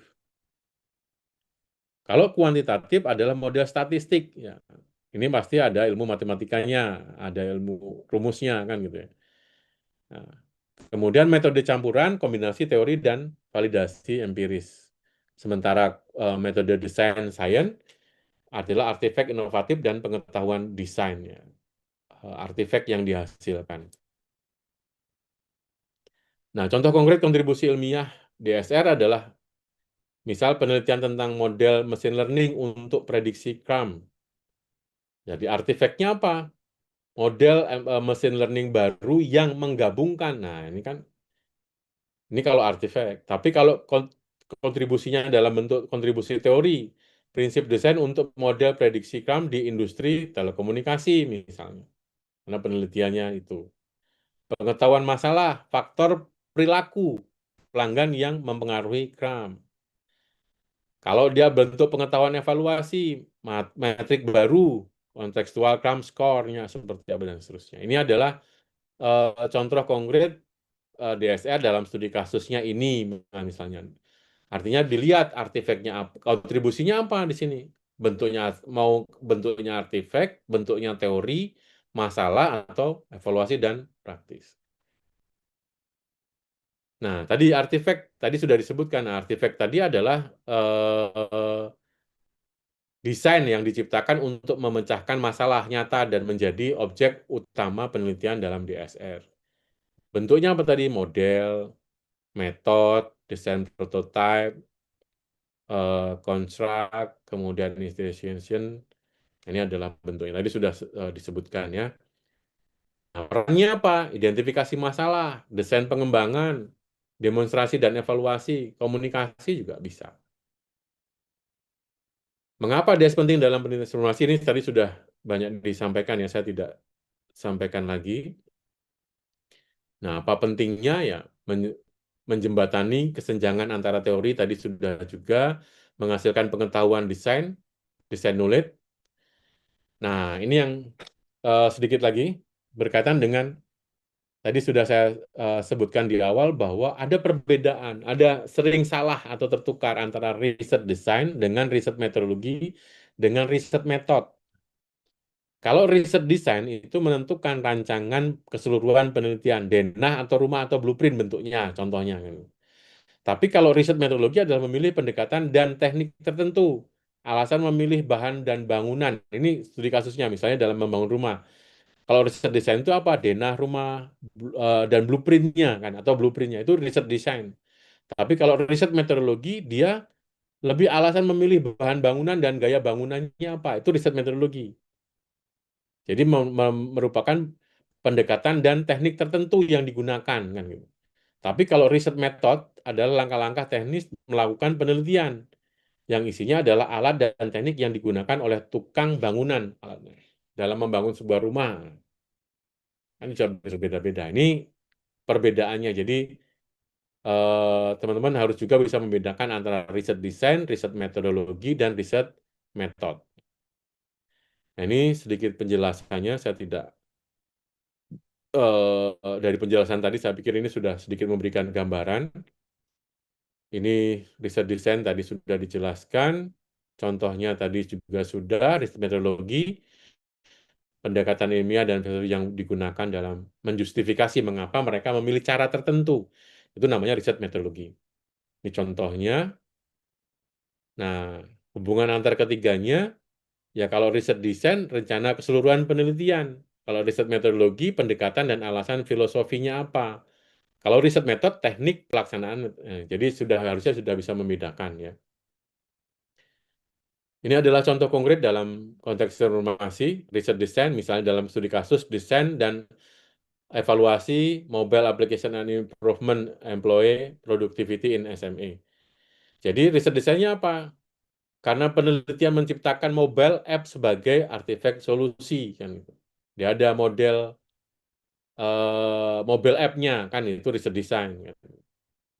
Rancangannya seperti apa? Riset metodologi menggabungkan desain, solusi dan evaluasi, testingnya itu metodologi. Kemudian riset metodenya observasi dan wawancara untuk identifikasi kebutuhan, pengembangan prototipe, agile method dan seterusnya. Itu adalah riset metodenya. Oke, maka ini contoh-contoh dari jurnal yang bisa dipahami lebih dalam ya. Maka kesimpulannya adalah fokus utamanya kalau riset desain, struktur dan desain keseluruhan penelitian. Ya tadi kuncinya blueprint. Kalau riset metodologi, why? Kalau risetnya how, kenapa kan gitu ya. Nah, ini. Nah, ini sedikit desain sains research sangat bisa dan memang sudah banyak diterapkan di bidang non-teknologi, termasuk manajemen pendidikan, kesehatan, dan seterusnya. Tetapi DS tidak terbatas pada pengembangan sistem atau software, tetapi fokus pada penciptaan solusi inovatif untuk menyeleksi masalah nyata, apapun bidangnya, kan. Sehingga DSR cocok untuk bidang non-teknologi juga, gitu. Menyelesaikan masalah nyata, menghasilkan solusi berbentuk artefaknya. Nah ini, bagaimana menentukan batasan antara penelitian DSR dan pengembangan sistem? Ini tadi sudah saya sebut di awal. Jadi tujuan utamanya, kalau DSR menghasilkan pengetahuan baru, tapi kalau pengembangan menghasilkan sistem yang dapat digunakan. Kan beda. Fokusnya menjawab research question. Kalau pengembangan menjawab membangun sistem sesuai dengan kebutuhan pengguna. Jadi DSR, tahapan pengembangan tadi sudah disebutkan di awal, dengan DSR berbeda. Oke, mungkin sedikit yang bisa saya sampaikan. Mudah-mudahan sedikit memberikan gambaran untuk teman-teman dalam penelitiannya, jadi bisa membedakan antara riset design dan jenis penelitian seperti apa dan bagaimana melakukan. Ini intinya adalah Anda harus mendesain, menyusun langkah-langkah untuk bisa mencapai tujuan, menjawab permasalahannya itu seperti apa. Oke, sampai di sini mungkin saya kembalikan ke moderator. Tadi Akila ya? Kok siapa tadi?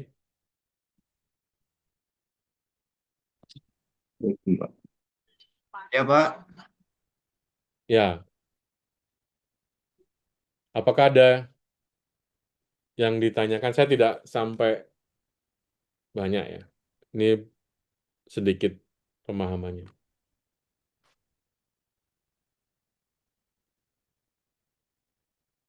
Ada yang ditanyakan? Kayaknya, Ibu terima kasih. oh ya, kembali kasih. Mudah-mudahan si Yogi, siapa tadi ya? Egi ya?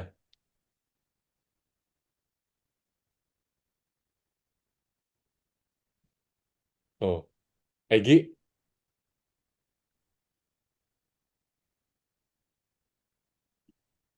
tidak ada lagi? Pak, sebentar Pak, ini ada kabar. Bentar Pak, ini ada teman lagi yang mau tanya Pak. Oh ya, silakan. Dia lagi ke toilet Pak. Dia lagi ke toilet katanya bentar Pak katanya. Oh ya, Izin ya. Pak, bertanya Pak. Ya, Iya, mohon maaf sebelumnya. Perkenalkan saya Ryan Johnson.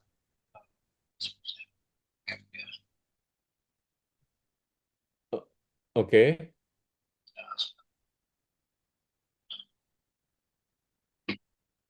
Ya, baik. Perkenalkan saya mahasiswa dari Telkom University Ryan Johnson Pak. Sekarang saya untuk tahapannya di perkuliahan ini saya semester 3 Pak. Kebetulan juga sedang rancang proposal. Di antara proposal yang saya rancang itu saya ada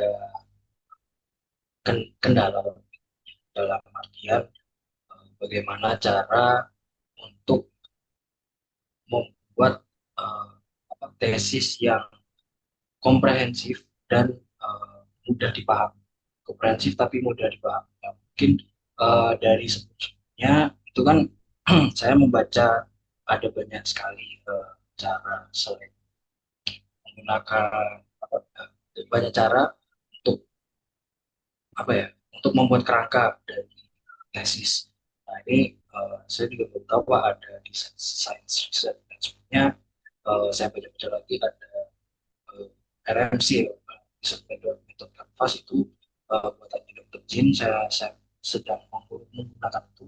Nah untuk di desain Canvas sendiri itu sebelumnya ada disebutkan disebutkan implementasinya itu ada bagi tahapan desain research itu. Nah itu kalau di dalam eh, penelitian. Contoh yang paling contohnya itu kayak gimana ya? Bisa bisa bisa dilakukan metode dengan yang terukur dan valid. Nah, untuk metode sendiri cara kita metode mengukurnya itu bagaimana ya? Di kualitatif maupun kuantitatif. Ini kan saya juga banyak berkecimpung di IT Pak, otomatis banyak yang teknik. Cuma karena sekarang eh, jurusannya saya IT governance, jadi harus disesuaikan sama IT governance. Itu sih Pak pertanyaan saya. Oke. Eh, sebentar. Saya agak kurang, suaranya agak kependem kan gitu ya tadi. Oke. Berarti Kemudian, saat ini, kenapa? sekarang gimana Pak? Ya, cukup lumayan. Eh, tadi berarti sekarang semester, 3. oke, semester 3. Ya. Oke. Risetnya terkait dengan apa ya? Untuk yang proposal sebenarnya saya juga sama seperti teman-teman Pak. Sebenarnya saya di jalur publikasi dan kebanyakan itu publikasi saya membahas tentang IT teknis seperti AI, lalu membahas tentang framework dan dasaran dari sebuah eh, teori di programming dan sebagainya kayak gitu. Nah, untuk proposal saya itu diwajibkan untuk linear dengan governance Pak sesuai jurusan kayak gitu Pak. Untuk judulnya Tentang sendiri itu saya ada catat ini. Jadi salah satu dari judul saya itu ada kerangka tata kelola data peran untuk smart city. Nah, itu penggunaan frameworknya menggunakan Dama dan ISO 38.500. Nah, untuk tadi ya eh, pertanyaan saya itu tadi kan di dasar desain cover itu ada rigor ya, research rigor. Nah, research rigor sendiri itu kan ada metode ukur ya. Nah, kalau bagaimana cara kita menentukan metode ukur itu di dalam tesis kita, entah itu dalam kualitatif maupun kuantitatif. Karena kan metode ukur sendiri belum ada penjelasannya secara eksplisit.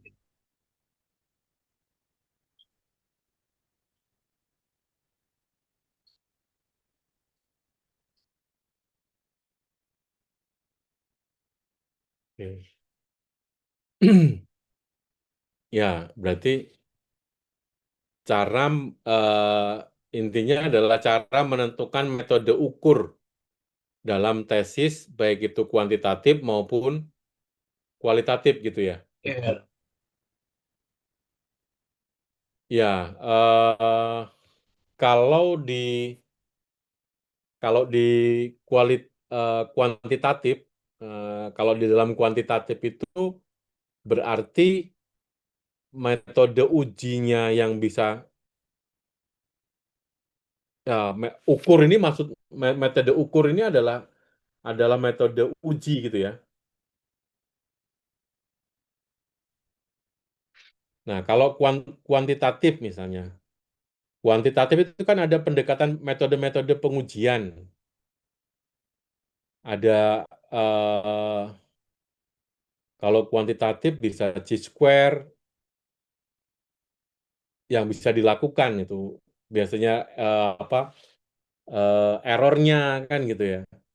Tapi kalau dia kualitatif ya itu biasa bisa diuji dengan menggunakan eh, apa kepakaran tertentu kan gitu. Diuji oleh seorang pakar gitu loh. Tapi kalau kuantitatif kan nilai kan, maka bisa diuji dengan metode dan teknik tertentu, misalnya chi-square tadi misalnya. Salah satu contohnya ya, kalau dalam pendekatan yang itu misalnya kalau tingkat errornya, ketepatan akurasinya kan gitu ya. Itu metode ujinya. Tapi kalau kuantitatif biasanya bisa digunakan dengan eh, apa? Lebih ke ya tadi bisa di pengalaman pengalaman atau di kepakaran dari seorang pakar kan gitu. Itu sih sepengetahuan saya mungkin eh, Ya, baik, Pak. Jadi untuk menentukan metode ukur sendiri itu dari kita ditentukannya berdasarkan eh, apa ya, Pak? nah, sekarang apa yang mau sekarang yang mau diuji itu apanya? Yang apa maksudnya? Yang mau diketahui itu apanya gitu loh. Harus ditetapkan dulu yang mau diketahui itu apanya. Misalnya nih kalau yang kuantitatif tingkat pengaruh kan gitu kan. Seberapa berpengaruhnya kan gitu ya. Nah, biasanya ada metode apa metode-metode yang relevan untuk itu kan gitu. Saya kalau metode statistik saya tidak terlalu paham ya karena riset saya tidak tidak ke kuantitatif ya. Mohon maaf, saya tidak bisa menjawab secara secara pasti kan gitu. Karena riset saya bukan lebih banyak itu. Tapi sepengetahuan saya ya disesuaikan dengan riset problem di awalnya apa yang diinginkan kan gitu. Untuk sehingga pengujian yang mana yang cocok ya disesuaikan dengan riset question yang ingin diketahui kan gitu. Semester 3 masih proposal ya? Iya, Pak, karena sebenarnya ada kesalahan dari saya sendiri. Saya harusnya di semester 2 itu ada ngambil proposal, terus kuotanya habis gitu, Pak, karena nggak cekatan aja. Oke.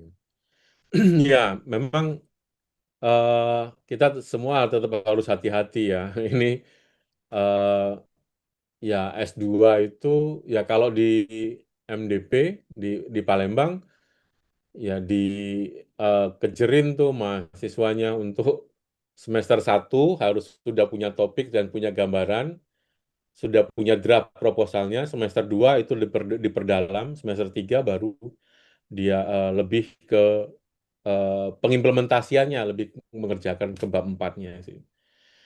Mungkin itu sih Iya, eh, Zawan yang bisa saya sampaikan ya. Ya jangan apa tetap semangat lah ya.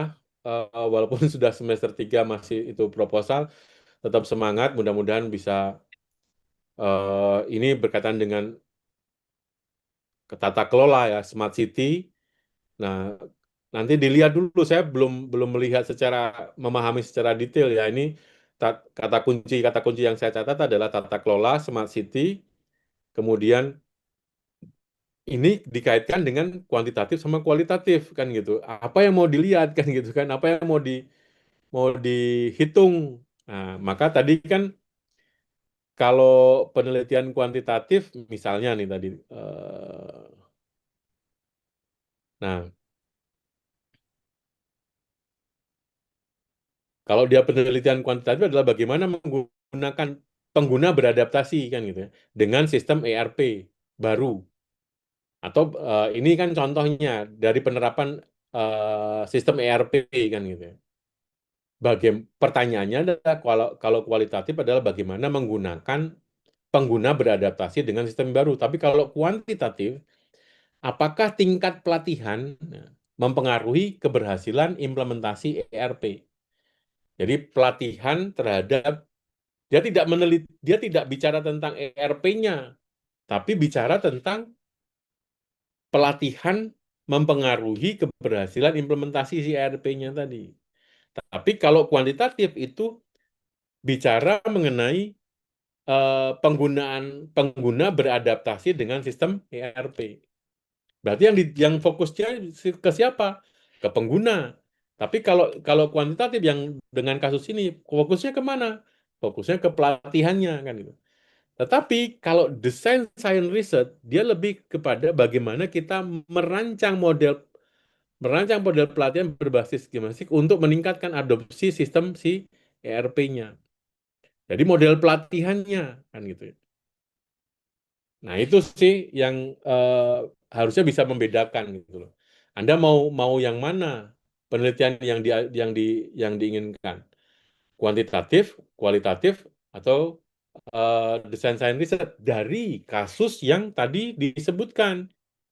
Kasus yang tadi disebutkan adalah Smart City, tata kelola dari Smart City. Kata kuncinya kan adalah ini.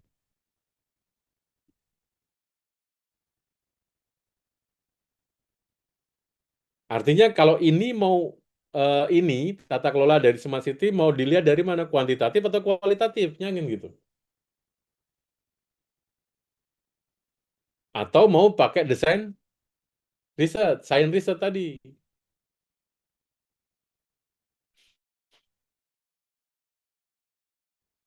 Halo? Ya baik Pak.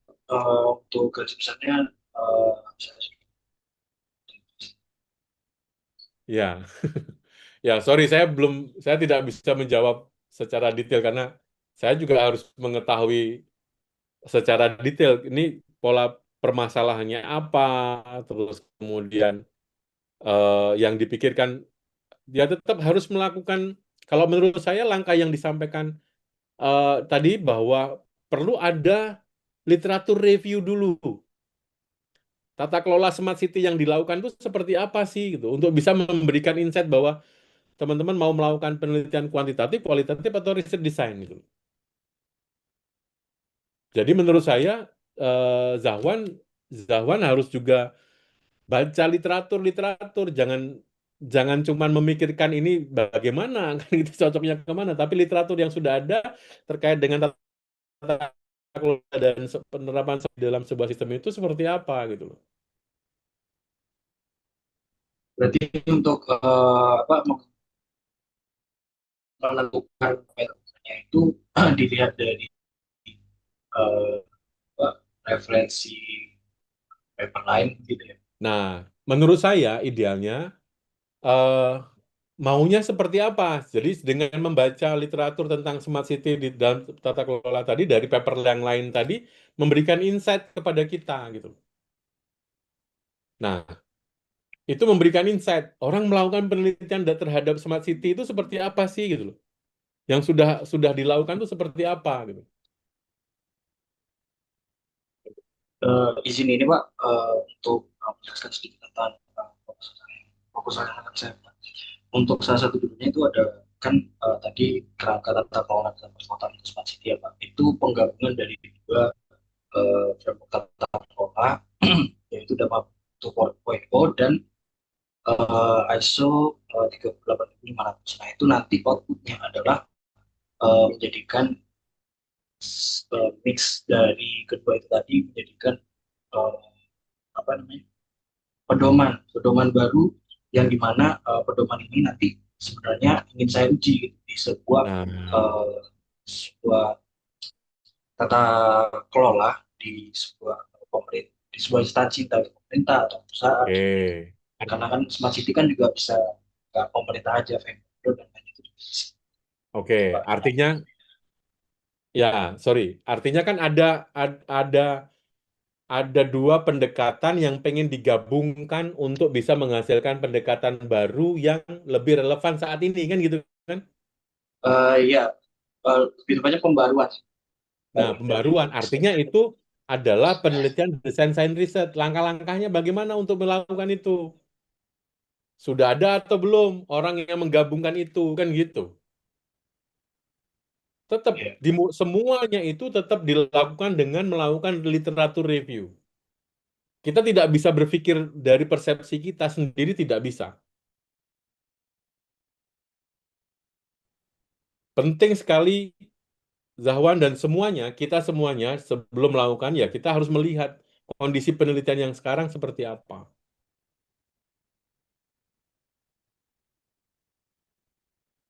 Itu sih. Kalau saya boleh melihatnya seperti itu. Baik Pak. Apa Ya, untuk jawabannya terima kasih. oke. Ya, mungkin itu teman-teman yang bisa saya sampaikan. Nah, teman-teman, mudah-mudahan ini ya saya masih bisa dikontak sih kalau mau diskusi 0811 789 2579. Wahyu. Kelihatan nggak? Kelihatan Pak. Kelihatan Pak. Ya, kita masih bisa diskusi setelah ini. Nanti kita bisa diskusi eh, sharing-sharing lah ya, bukan bermaksud ngajari, tapi sharing-sharing. Jadi dalam melakukan penelitian, dalam melakukan riset itu kalian tidak boleh cuman diem sendiri mikir, itu tidak boleh. Kalian harus sampaikan ke teman-teman. Baca, cari literatur, baca, sampaikan. Cara membaca literatur, tidak jurnal itu tidak perlu Anda baca keseluruhan. Anda tinggal baca abstraknya, kalau abstraknya menarik, baca introduction-nya, introduction-nya menarik, baru Anda kesimpulan. Kalau Anda pengen tahu lebih dalam ya apa namanya discussion and result-nya, hasilnya pembahasan metode dan sebagainya. Tapi langkah awal yang perlu dilakukan adalah si abstraknya dan kalau pengen tahu permasalahannya apa, gap-nya apa, tujuannya apa, itu ada di introduction. Nah, itu cara membaca jurnal yang cepat. Kalau memang itu ya tetap harus dibaca pelan-pelan, tapi kalau memang mau cepat sepintas ya Anda bisa pakai AI. Masukkan ke AI, Anda tanya maksudnya apa, intinya apa. Nah, caranya begitu. Anda melakukan penelitian tanpa melakukan literatur review itu rasanya tidak mungkin. Anda tidak punya pegangan. Oke, Egi. Saya kembalikan ke Egi. Oke Pak, ini masih ada yang angkat tangan Pak, Mas Danu Anggara Pak. Oke, silakan. Siap. Izin Bapak bertanya Bapak. Ya. Tadi saya sempat mencatat beberapa aspek dari DSR Pak ya.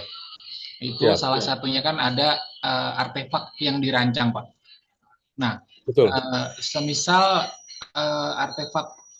artefak yang dirancang itu skupnya masih sangat kecil Pak. Artinya belum pernah ada sebelumnya gitu.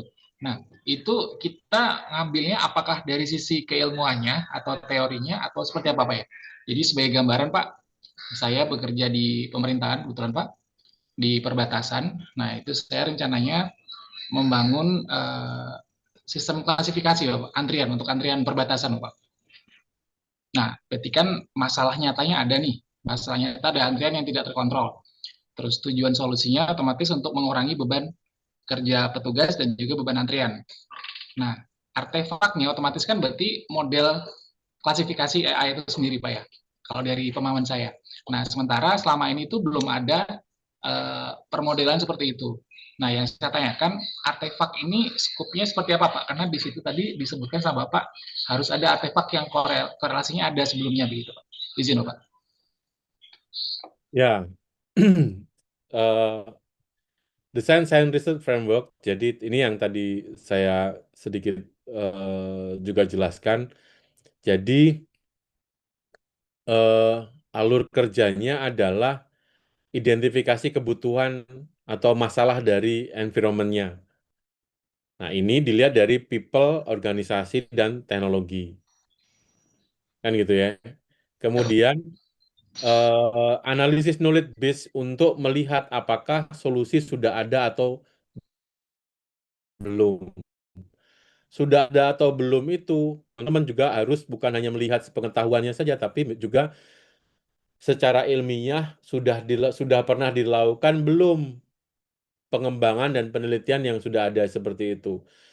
Saya agak kurang setuju kalau ini belum pernah ada, Pak. Yakin apa? Kan gitu kan. Nah, tentunya ini perlu ada penelitian dari, nah inilah pentingnya melakukan publikasi, itu adalah ini gitu loh. Setelah Anda melakukan, ya Anda publikasi. Pentingnya melakukan publikasi sehingga orang tahu penelitian yang sudah ada itu seperti apa, yang sudah dilakukan seperti apa. Jadi ya tetap harus cari penelitiannya gitu loh. Nah, kemudian jika solusinya sudah ada, ya untuk apa kan gitu ya. Nah, tadi saya mendengar bahwa untuk antrian kan gitu kan. Gitu ya Mas ya. Untuk Mas Danu ya, ini antrian apa ya? Jadi di perbatasan negara itu Pak, Indonesia Timor Leste, itu kan perbatasannya darat Pak ya. Nah itu kalau saya bandingkan jumlah petugas dengan volumenya Pak, itu timpang jauh Pak. Secara ideal satu orang itu pelayanan biasanya 3 menit Pak, itu sudah cepat sekali Pak ya, scan paspor, wawancara, pendalaman biometrik 3 menit. Nah artinya kalau ada 3 counter Pak dalam sehari 8 jam kerja, itu satu terminal itu hanya menampung 480. Tapi dari data set yang saya kumpulkan, itu terkadang Pak fluktuasinya bisa sampai 4.000 lintas. Kadang kalau pas sepi ya di bawah 500, kadang bahkan cuma 20, tidak tentu Pak. Nah, kadang pada saat antrian ini fluktuasinya tinggi, itu kan dari sistem tidak mendeteksi. Kemudian dari sistem kepegawaian, dari manajemen pegawaian itu juga tidak ada alokasi. Artinya misalkan petugas 3 ya sudah 3 itu menghandle ribuan pengantri itu Pak. Otomatis kan dari sisi beban kerja pegawai itu akan overload juga Pak di situ Pak. Satu orang harusnya cuma handle sekitar 160 per hari, tiba-tiba harus handle 1.500 per hari. Jadi kan otomatis fokus pasti akan berkurang. Pelanggaran juga pasti akan ada di situ. Jadi ketika saya buat model prediksi antrian Pak, belajar dari pola-pola sebelumnya, oh berarti seminggu ke depan kemungkinan akan ada peak di hari Sabtu karena libur misalkan gitu Pak. Jadi kan itu bisa untuk menambah jumlah pegawai yang standby di counter perbatasan itu Pak. Oke, ini izin Mas Danu berarti ngomongin data mining ya ini ya. Data mining Pak, betul. Bukan data mining sih Pak. Jadi dari kondisi yang sudah ada, selama ini kan petugas itu dari insight aja Pak, dari insting aja. Oh ini Sabtu pasti rame gitu. Tapi terkadang Sabtu sepi. Tapi dari data yang berdasarkan insight itu atau dari insting petugas itu, saya jadikanlah itu sebuah machine learning gitu Pak. Jadi kita belajar dari data sebelumnya, ada prediksi, misalkan di hari Sabtu siaga 1. Jadi sampai 700, otomatis petugas sudah siap Pak. Jadi dari manajemen sudah siap. Wah hari ini ada prediksi ini sekitar ada ribuan pelintas, jadi ditambah petugasnya. Jadi lebih ke sisi apa tadi yang Bapak bilang, dari sisi keorganisasiannya itu ada impact-nya gitu Pak. Ya, ya itu apa ya lebih jadi dari data yang ada, Ya, tanggal yang ada, kemudian dan dinamika, kemudian Anda Mas Danu ingin memprediksikan kan gitu kan ya? Ya, betul Pak. Nah, sebetulnya kekuatannya bukan ya memang nanti hasilnya artefak ya, artinya knowledge pengetahuan ya, tetapi mana yang lebih bagus? Model prediksi mana yang lebih tepat tingkat akurasinya untuk menentukan prediksi itu gitu loh. Berarti ini ya tetap ke data mining. Ngomongnya kan memprediksi tingkat lonjakan antrian. Kan gitu kan ya.